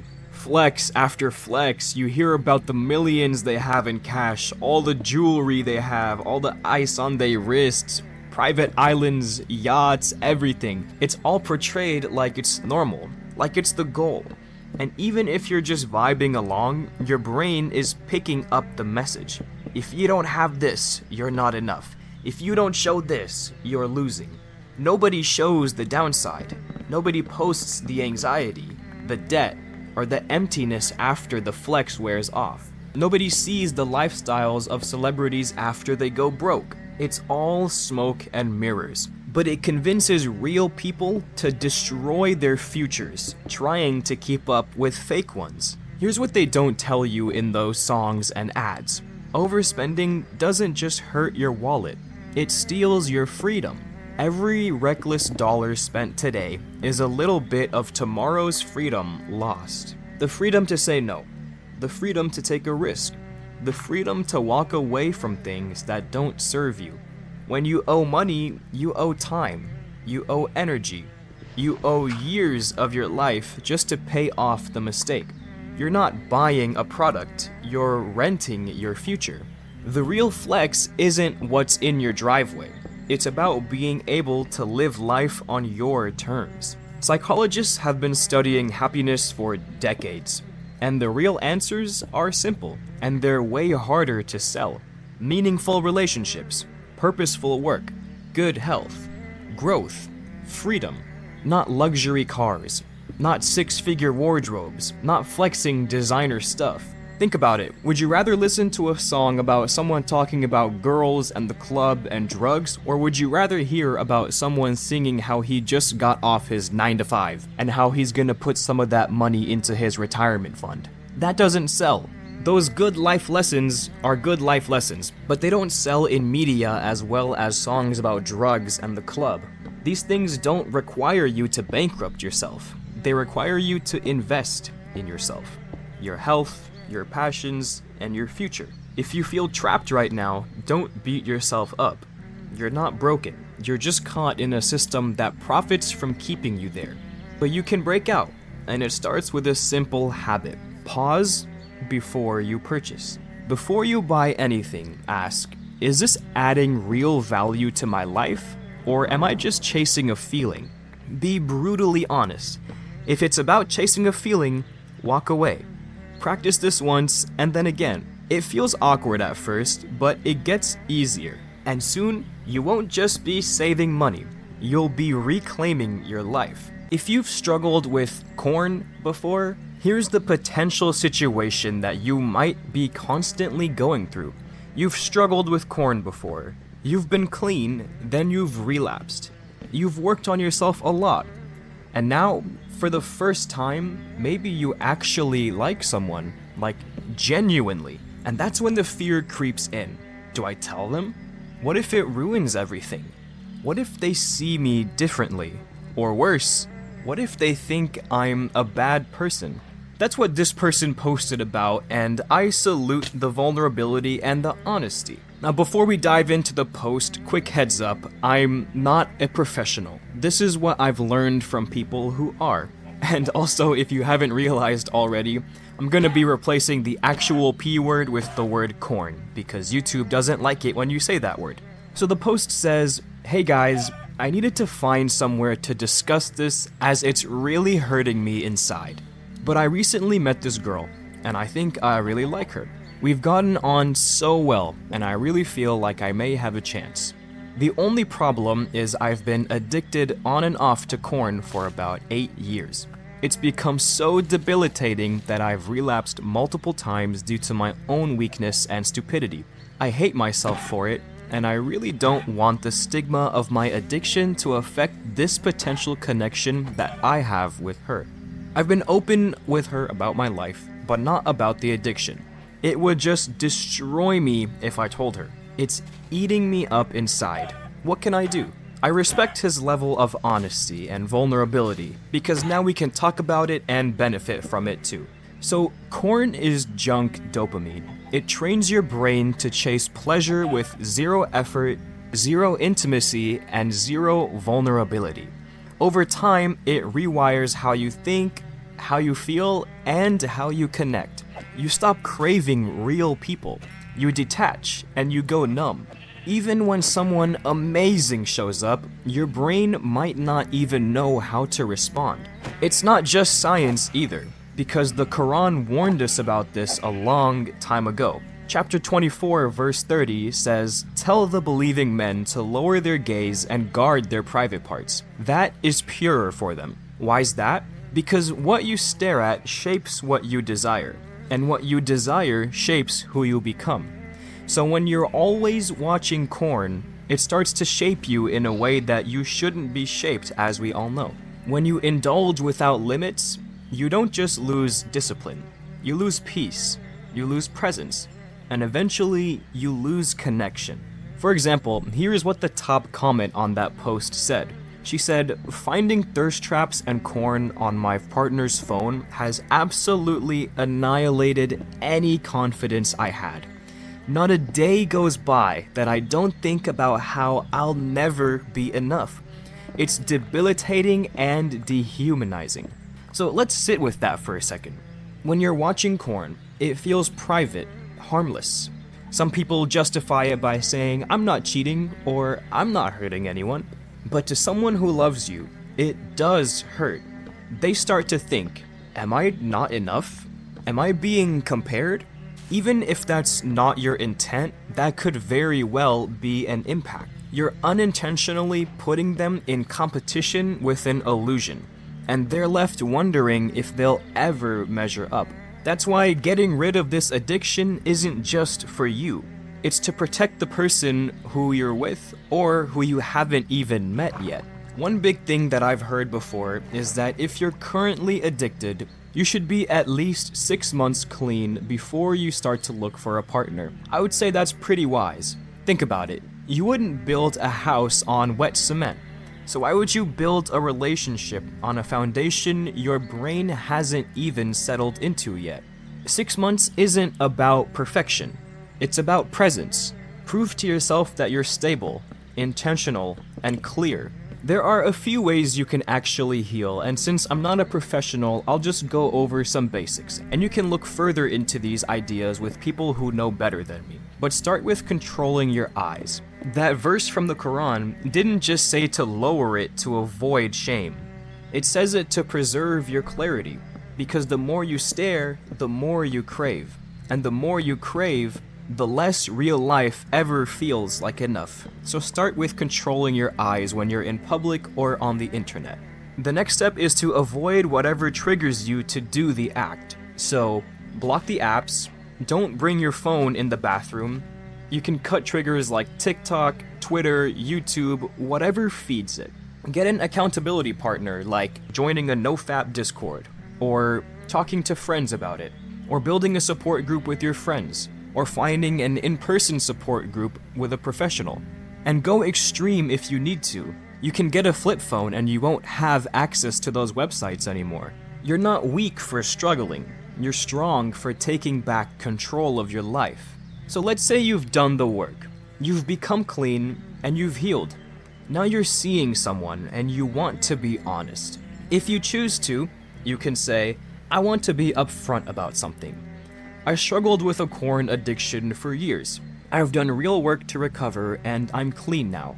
I don't need any fixing, but I just wanted to be honest with you as things grow. You are not the embodiment of what you watched.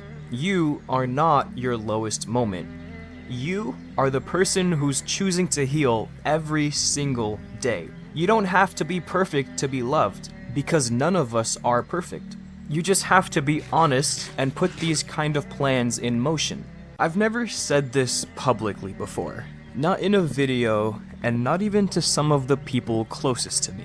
But if sharing this helps even one person, then it's worth it.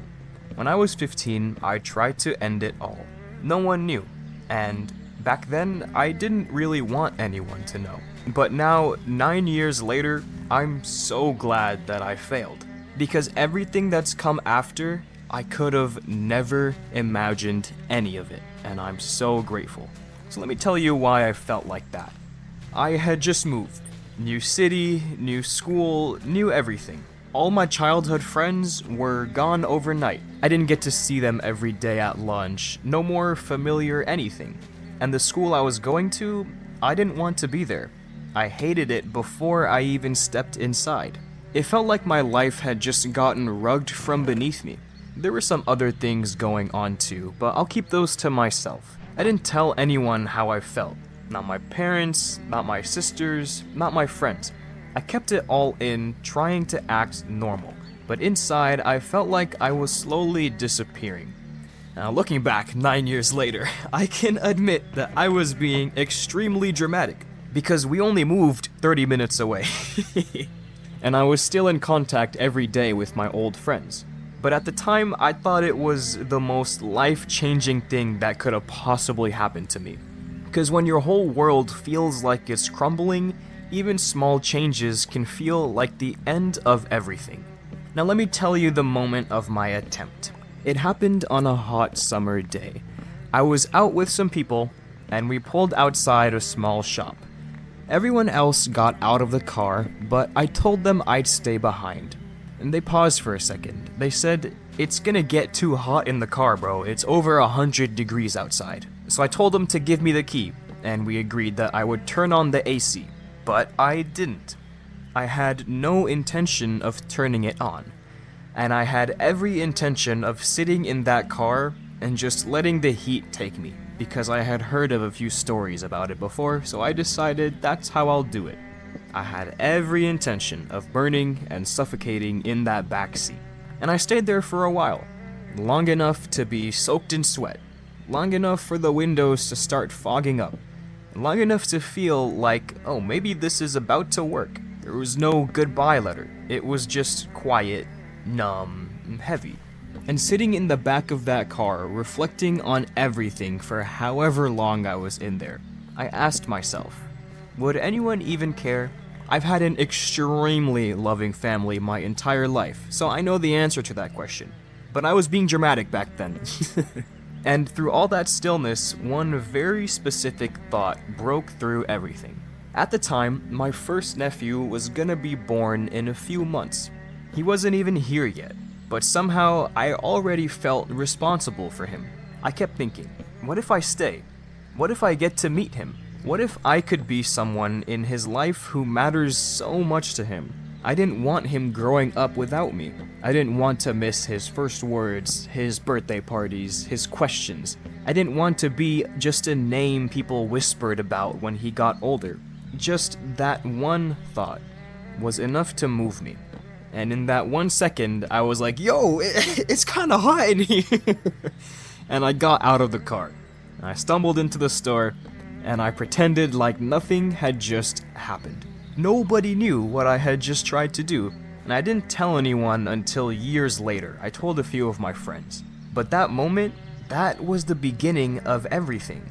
That was the day I didn't die, and the day I unknowingly started a completely different life. Now fast forward 9 years. That nephew that I decided to stay alive for, he calls me his brother now. And I've got almost a dozen nieces and nephews I get to laugh with, teach things to, and watch them grow up. They climb on my back, they tell me little secrets, they beat me up whenever I'm laying on the floor. Most importantly, my parents didn't have to bury their son. My sisters didn't have to bury their only brother. My friends didn't have to show up to school the next day wondering why I never came back. All of that could have disappeared, because back then I was hurting, and I believed that the pain would last forever, but it didn't. I would have missed everything that I've seen in the last 9 years, and everything that I get to see in the future. Every late night drive, every meal, every laugh. You don't just end pain when you leave. You end everything. And that includes all the good that hasn't happened yet. If you're feeling like that right now, like it's too heavy, like it won't get better, like no one understands, I get it. I really do, because I've been there. And I'm not gonna lie to you, it is brutal. It's exhausting to keep showing up when your brain keeps asking what the point is. But let me tell you something I couldn't hear back then. You aren't weak for feeling this way. You're human, and more importantly, you're not alone, even if it feels like it right now. I need you to really hear this. Ending your life doesn't just stop your pain, it transfers it. Transfers it to your family, your friends, the people who love you, even if you don't think they do. In the last 2 years, I've lost 4 of my friends, aged between 23 to 25. None of them took their own lives. It was just a bunch of freak accidents, just 4 different times. Like a car crash or a head injury, stuff like that. And I went to each of their funerals and saw their parents having to bury their sons. And trust me, there is no recovery from that.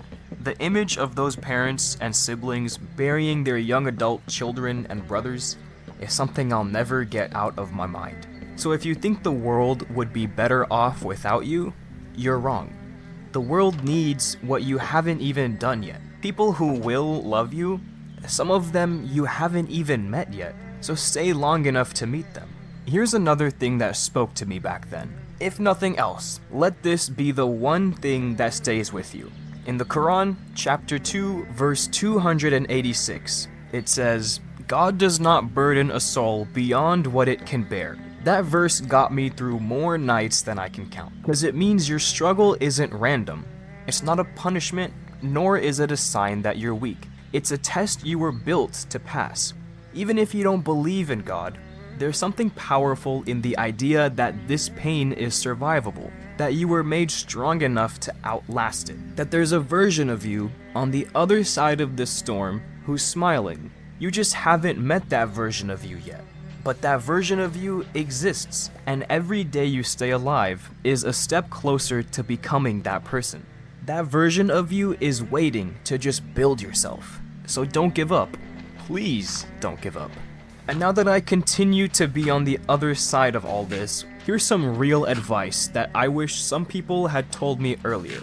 I'm gonna be blunt, and I might hurt some feelings, but this is what a lot of people need to hear. Not all of it will apply to you, but some of it will.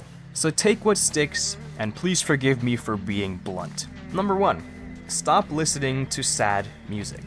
It keeps you stuck. It makes you feel like you're processing, but really you're just rehearsing your sadness.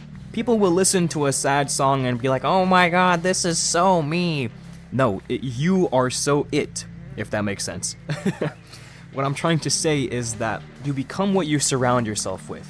And if you're listening to music, which is one of the biggest thing that influences you, you are programming yourself to stay in that loop of sadness. So please don't listen to sad music. Number 2, eat better. You are what you eat. Real food means cleaner thoughts. It matters a lot more than you think to eat fruits, veggies, protein, good fats, good carbs, having a balanced diet. Make sure to eat whole fat food because it's really important for your brain. Number 3 is to get sunlight. Move your body. Even if it's a 10-minute walk, it helps. Your body affects your brain more than you realize, so try and make it a habit. Go out during golden hour, watch the sunset, walk around. Don't listen to sad music on that walk. Just listen to the birds. Listen to all the natural noise around you, and I promise you'll start seeing a difference. Number 4 is to drink more water. If you don't drink enough water, just drink more. I promise. I don't have to explain this one too much, just do it. Next is to take life one day at a time. You don't need to fix your whole life this week. Just make it through today, and then the next day, and then the next day. Next is don't compare yourself to people online. Most of it's fake. Even the relatable stuff is all made for clicks. And the last one is to take accountability. Please forgive me here. But a lot of people, especially in their teens, put on a victim mindset, where they're the king or queen of their own worlds and only they can be right, and everybody else is wrong, and if you go against my opinion, you're wrong, and you hate me. So this is where I'm gonna be the most blunt. I need you to please look at your situation, take a step back, and take an unbiased look. Am I playing a victim card, and is that making me feel this way? For example, maybe your parents don't let you go out really late at night. They're probably right for doing that, but a lot of teens would automatically think, oh my god, my parents are so oppressive, I can't live like this. Unless your parents are literally abusive or literally oppressive, they are probably just doing things out of love for you, but you just don't understand yet. So just take an unbiased step back and truly think if you are playing a victim mindset. Again, I ask for your forgiveness for that one because people don't want to hear it, but it's something I wish that people told me a long time ago. There was a point in my life pretty recently where I didn't feel in control anymore. Like I was just drifting, sleeping late, waking up even later, procrastinating, and then feeling guilty, telling myself that I'd fix it tomorrow. But tomorrow always started at 2 p.m. But now, my first task of the day starts when the sun rises. But not too long ago, I'd be eating my first meal at sunset. But now I wake up early. Not because I'm trying to be some productivity guru, but because I was tired of wasting my life. But what finally snapped me out of it? It happened recently, actually. I just turned 24 a couple months ago, and I was still sleeping right before sunrise. You know, I thought I would have left that habit back in my late teens or early 20s, but mid-20s I feel like it's unacceptable to be sleeping at sunrise and waking up at noon for no reason at all. So yeah, I'd be waking up at noon, and I'd get out of bed at 2 or 3 p.m. after doom scrolling through a bunch of different apps. My day would start by turning off my alarm, and then I'd open TikTok or YouTube or Twitter to just check one thing, and then I'd get out of bed in a few minutes, and then all of a sudden, it's 3 p.m. and I hadn't moved. My entire morning's gone. My afternoons were non-existent, and my nights were just more doom scrolling and gaming with friends. I looked at myself and realized, this isn't who I want to be.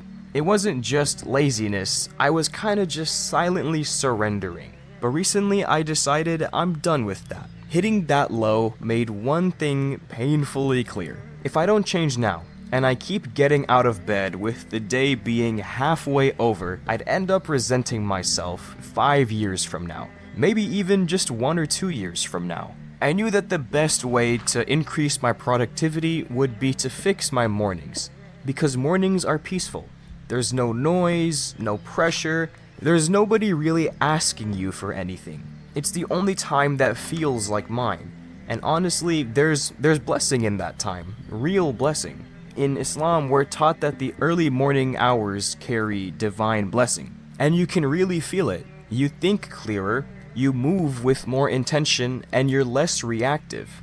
It's not just about being productive, it's about having peace. I never understood the importance of waking up early. I never thought it mattered because I was like, there are 24 hours in a day. You sleep for 8 of them and you're awake for the other 16. You do stuff in those 16 hours and it doesn't matter when those 16 hours are. But trust me, it actually does matter. Coming from somebody who was against mornings for 24 years now, it matters. Peaceful mornings let you choose your focus before the world chooses it for you. So here's how I made it stick. The first step was that I installed a shutdown app on my PC. Every night at 11 p.m., it turns off automatically. At 10:45, I get a warning saying 15 minutes left before the shutoff. And unless I'm finishing real work, I don't cancel it. Real work like a project or homework or just anything of substance. Not for gaming, not for one more video, and definitely not because I'm not feeling tired at the time. That structure forces me to respect my time and get off the computer and start wrapping up and get ready to sleep. Step number 2 is that I plug my phone in to charge for the night outside my room, and I bought a $10 digital alarm clock instead. That one change has definitely saved me 2 to 3 hours a day. No more doom scrolling before bed, and no more doom scrolling after I wake up. And step number 3 is when I wake up, which is any time between 5:30 a.m. or 9 a.m. depending on the day, I don't even check my phone. Because what's the point? That early in the morning, nothing important is happening. Everybody you know is either doing their own thing or fast asleep. And in that space of no distraction, I get real things done. I write my full scripts, and I can finish videos from start to finish. I can finish homework assignments, and I can make progress on things that used to haunt me for days. Because before, I was waking up at 3 p.m. just to start my day. But now, I've finished most of my major tasks for the day by that time, which is crazy to think about. And it's not all about waking up early. A lot of it is just that I'm not disappointed in myself anymore for getting out of bed at 3. Because when I would roll out of bed at 3, I wouldn't have post-nut clarity, I would have post-doom scroll clarity. I'd be like, why did I just waste 3 hours of my life? And so I get out of bed already in a terrible mood and disappointed with myself. And that carried into the rest of my day. So if your life feels out of control, you don't have to try to overhaul everything. Just reclaim your mornings, not because it makes you better than anyone, but because it gives you space to become someone you respect again. Take back that first hour. The rest of your day will follow. You don't have to write a book or run 5 miles. Just start with one quiet win. You can pray. You can stretch. You can read 2 pages. Just take a breath before the world starts pulling at you. Start before the world tells you who to be today. And when you do that consistently, you remember what it feels like to be grounded. So I dare you, wake up early for 7 days. You don't need a perfect plan. You don't have to plan out every minute like, I'm gonna wake up early and then I'm gonna do this and then this and then this. No, just take a breath and just do some basic things, like maybe do some homework or exercise, just something small, and then see how everything changes. There used to be a time when focus came easier, not because life was better, it was just less noisy. You could do one thing and actually be present in it. Not half present and not half scrolling. You just be fully there. But now it feels like we switch apps all the time and you can't finish a task without checking your phone like 6 times. And you open TikTok or Twitter or YouTube for just a minute and suddenly it's been 45 minutes and maybe you're doing that right now.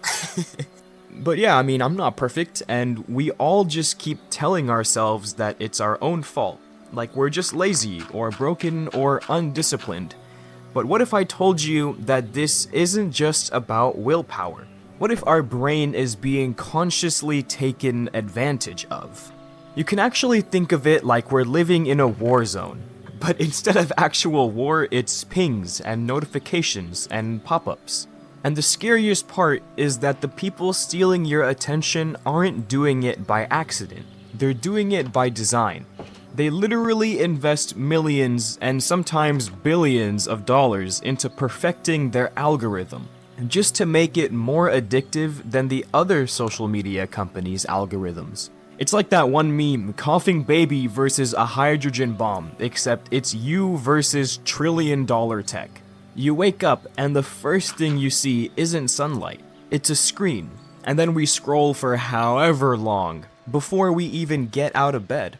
And then all day, our brain is foggy, and we can't lock in, and we can't stay present. We try to focus, and it's like there's static in our minds. And that's not a coincidence. Unfortunately, that's a whole business model. Here's what they don't tell you. Every time you switch tasks, your brain gives you a hit of dopamine. When you check your phone, that's dopamine. When you get a new notification, especially when you like it, that's dopamine. Another swipe, another click, another ping, and you get the point. Your brain starts chasing novelty instead of depth, and all of a sudden, it feels like overnight. Things that require effort, like reading, thinking, focusing, they feel hard to do, boring, and almost painful sometimes. Don't you remember when we were kids, it felt so much easier to just focus on things? And it feels like we teleported to the present where we can't really focus? It's all based on overstimulation, and over time, your baseline shifts. You can't enjoy the simple things anymore without needing a screen or a second screen, a third tab, and some background noise. And I'm not speaking from a pedestal. I've been there. Back in my late teens, it got really bad. I had such a bad music addiction that I couldn't even get up from my desk to go to the bathroom without putting headphones in, just to have something playing during those 2 minutes. I don't even listen to music anymore because it opens me up to that level of addiction again. I know how quickly that slope gets slippery for me. And here's what makes it worse. Even when you think you're relaxing, like watching Netflix or scrolling before bed,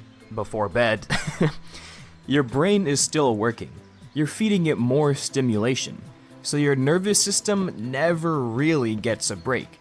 We weren't made for 12 hours of non-stop input, non-stop news, non-stop posts, non-stop information. And eventually, that has now caught up with us. Here's where most people mess up. They try to fight these algorithms with willpower, like deleting apps. Some of my friends, and you guys are probably watching this, so I'll be waiting for your text. But yeah, some of my friends delete TikTok for like 6 hours. They're like, bro, this thing is destroying my brain. But then most of the time, they're back on the app before the sun even goes down. One time, one of them literally told me, yo, I'm really proud of myself for being off TikTok for this long. Anyways, I was watching this Instagram reel. Alright, let's be real now. Let's be real. But I get it, because willpower runs out. If you think you can delete an app and stay off, most of the time you probably can't. But design doesn't run out. You won't win this war by trying harder. You can win it by changing your environment. Put your phone in a drawer for just 25 minutes or more, however long you can go. And just do stuff away from the phone for that amount of time. I remember when I was younger, my oldest sister noticed that I was starting to get addicted to my computer. And so on the weekends, she implemented a rule for me where I would have to stay 3 hours without my computer on Saturdays and Sundays.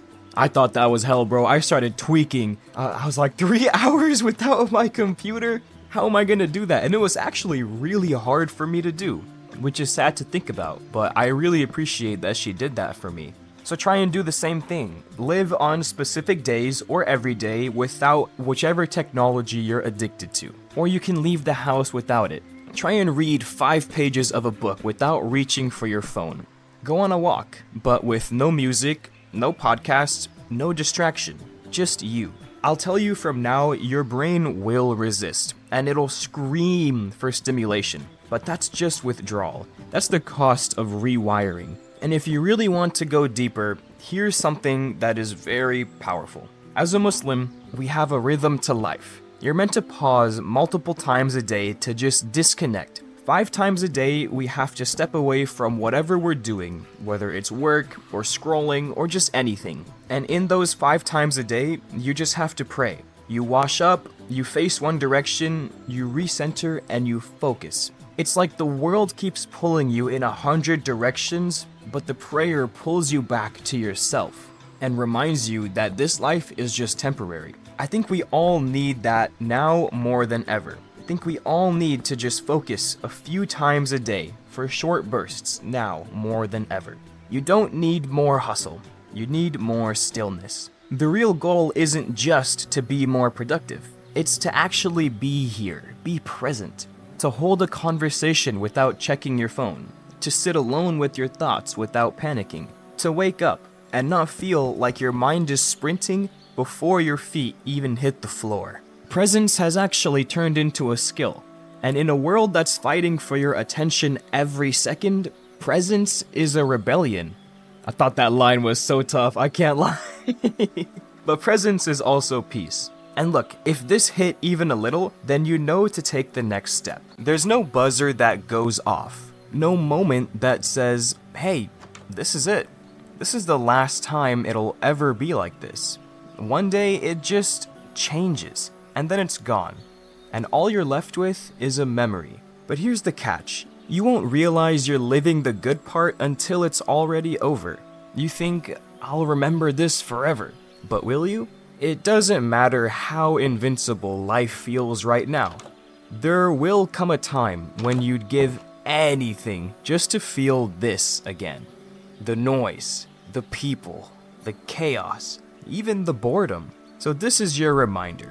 Please enjoy your life before it slips through your fingers. There's this comment I saw recently that really stuck with me.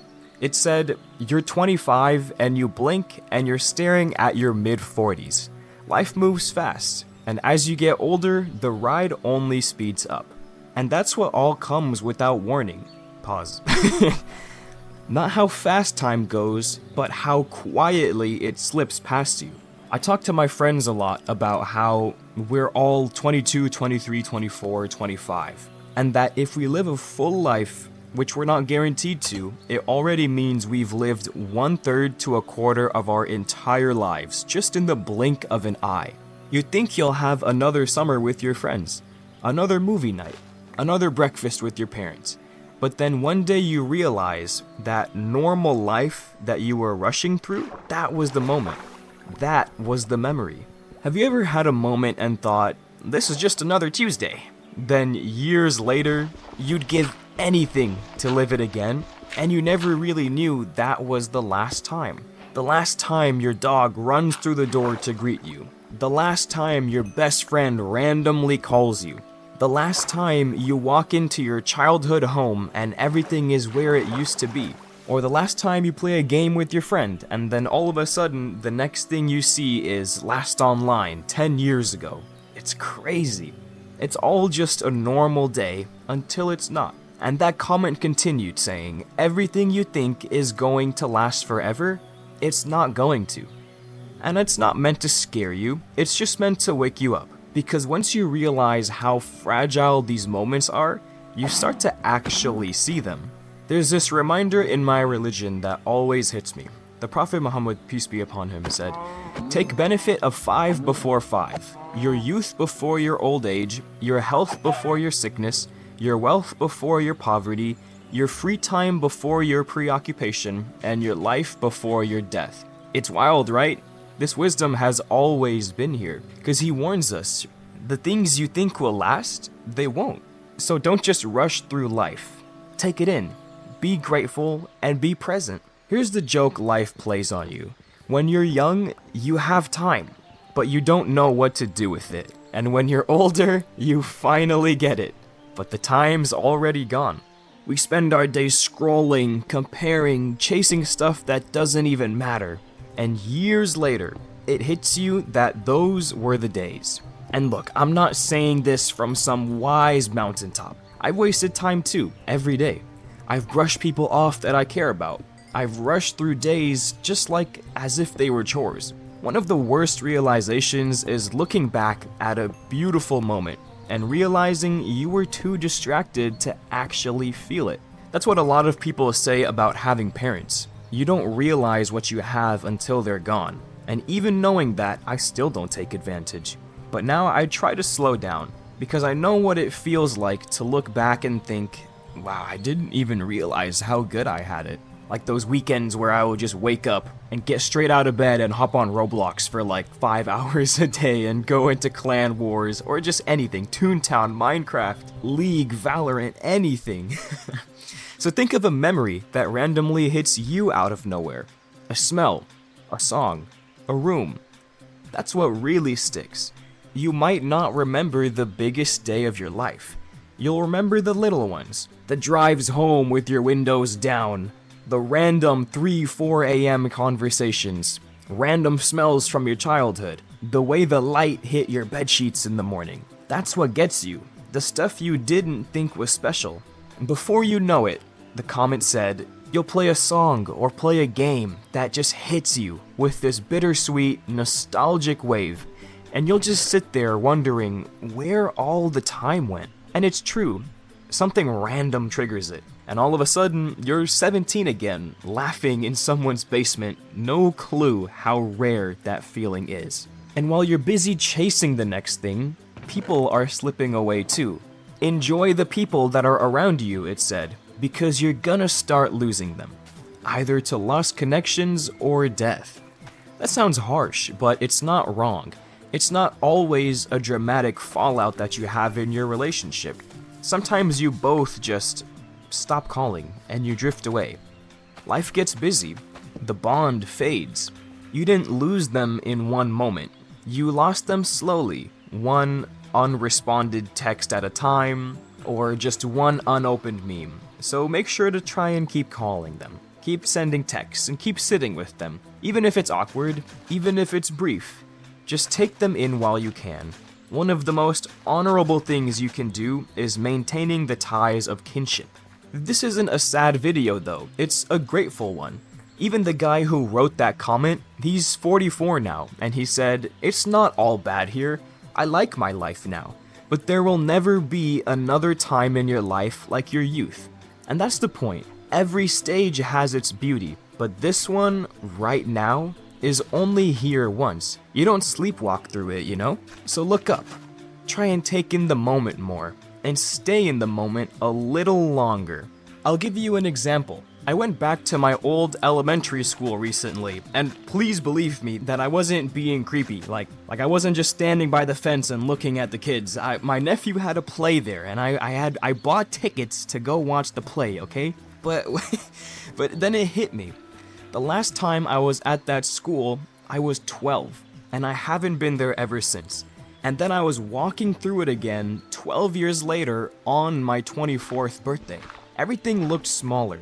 The conference room where the play was happening, the benches, even the basketball court felt a lot smaller than it used to be.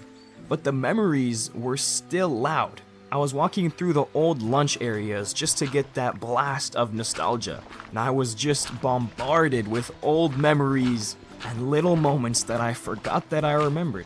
And I just stood there thinking, how did all of that go by so fast? So stay in the moment a little longer than you need to, because it's not always about doing more. And just like that, this moment is already becoming a memory. Most people dream in days, or maybe weeks. You want to be rich this year, you want to be in shape by summer. But here's the trap. When you dream in days, failure feels fatal. One bad week and you spiral. You think it's over, as if the dream is dead. But we forget that we're not running a sprint, we're building a life. Because when you zoom out, when you start dreaming in decades, everything changes. You stop rushing, you stop panicking, and you start building quietly, intentionally, and powerfully. And the best part is that you don't have to fix everything in your life today. Let me show you what that looks like. We put way too much pressure on a single year. We say things like, if I don't fix my life this year, it's literally over. If I don't hit 10,000 subs by December, I failed. If I'm not happy by New Year's, then what was the point? And all of a sudden, it's March, and you're already behind on your New Year, New Me goals. But here's the thing. A year feels long while you're in it, but short in hindsight. But a decade? That is where lives change. In a decade, you can reinvent everything, if you're willing to think that far ahead. We overestimate what we can do in a year, and we wildly underestimate what we can do in 10. You feel me? Let me make this real with a personal story. 10 years ago, I was in 8th grade. I was getting cooked at that time for having a pedo stash, because I was one of the first kids with facial hair coming in early. But I don't blame them, because I looked like a 40-year-old undercover trying to get with the kids. And 9 years ago, I almost, like 9 years ago, I was in a terrible place mentally. And if you told me to dream big back then, I couldn't, because I was stuck dreaming in days. If I wanted a YouTube channel with 3,500 subscribers, or if I wanted my pedo stash to turn into a full beard, or if I wanted to feel more confidence in my social skills, and I wanted all of that in just that year, it would have felt like a failure because I would have had none of that. But if we zoom out, it's now 2025, not 10 weeks, not 10 months, but 10 years. I finished high school, community college, university, and now I'm 2 days away from finishing my first semester of getting my master's degree. I've had my beard now for 6 years. I've had this channel, which I had more subs in 2021, but whatever, but I've had it for 4 years now, 5 years. And the confidence I have in myself and my social skills, the peace, it all showed up, but just not on the timeline that I was obsessed with back then. And some of it might not even have happened if I stayed zoomed in. That is why we should dream in decades. When you dream in decades, your ambition expands, because you're no longer trapped by the urgency. Like, what if I told you, become fluent in 3 languages in 3 months? You'd laugh. You would not be able to do that. But 10 years? You'd believe it. If you wanted to do it, you would very easily be able to do that. Or if I said, build $1 million business by Friday. It's impossible.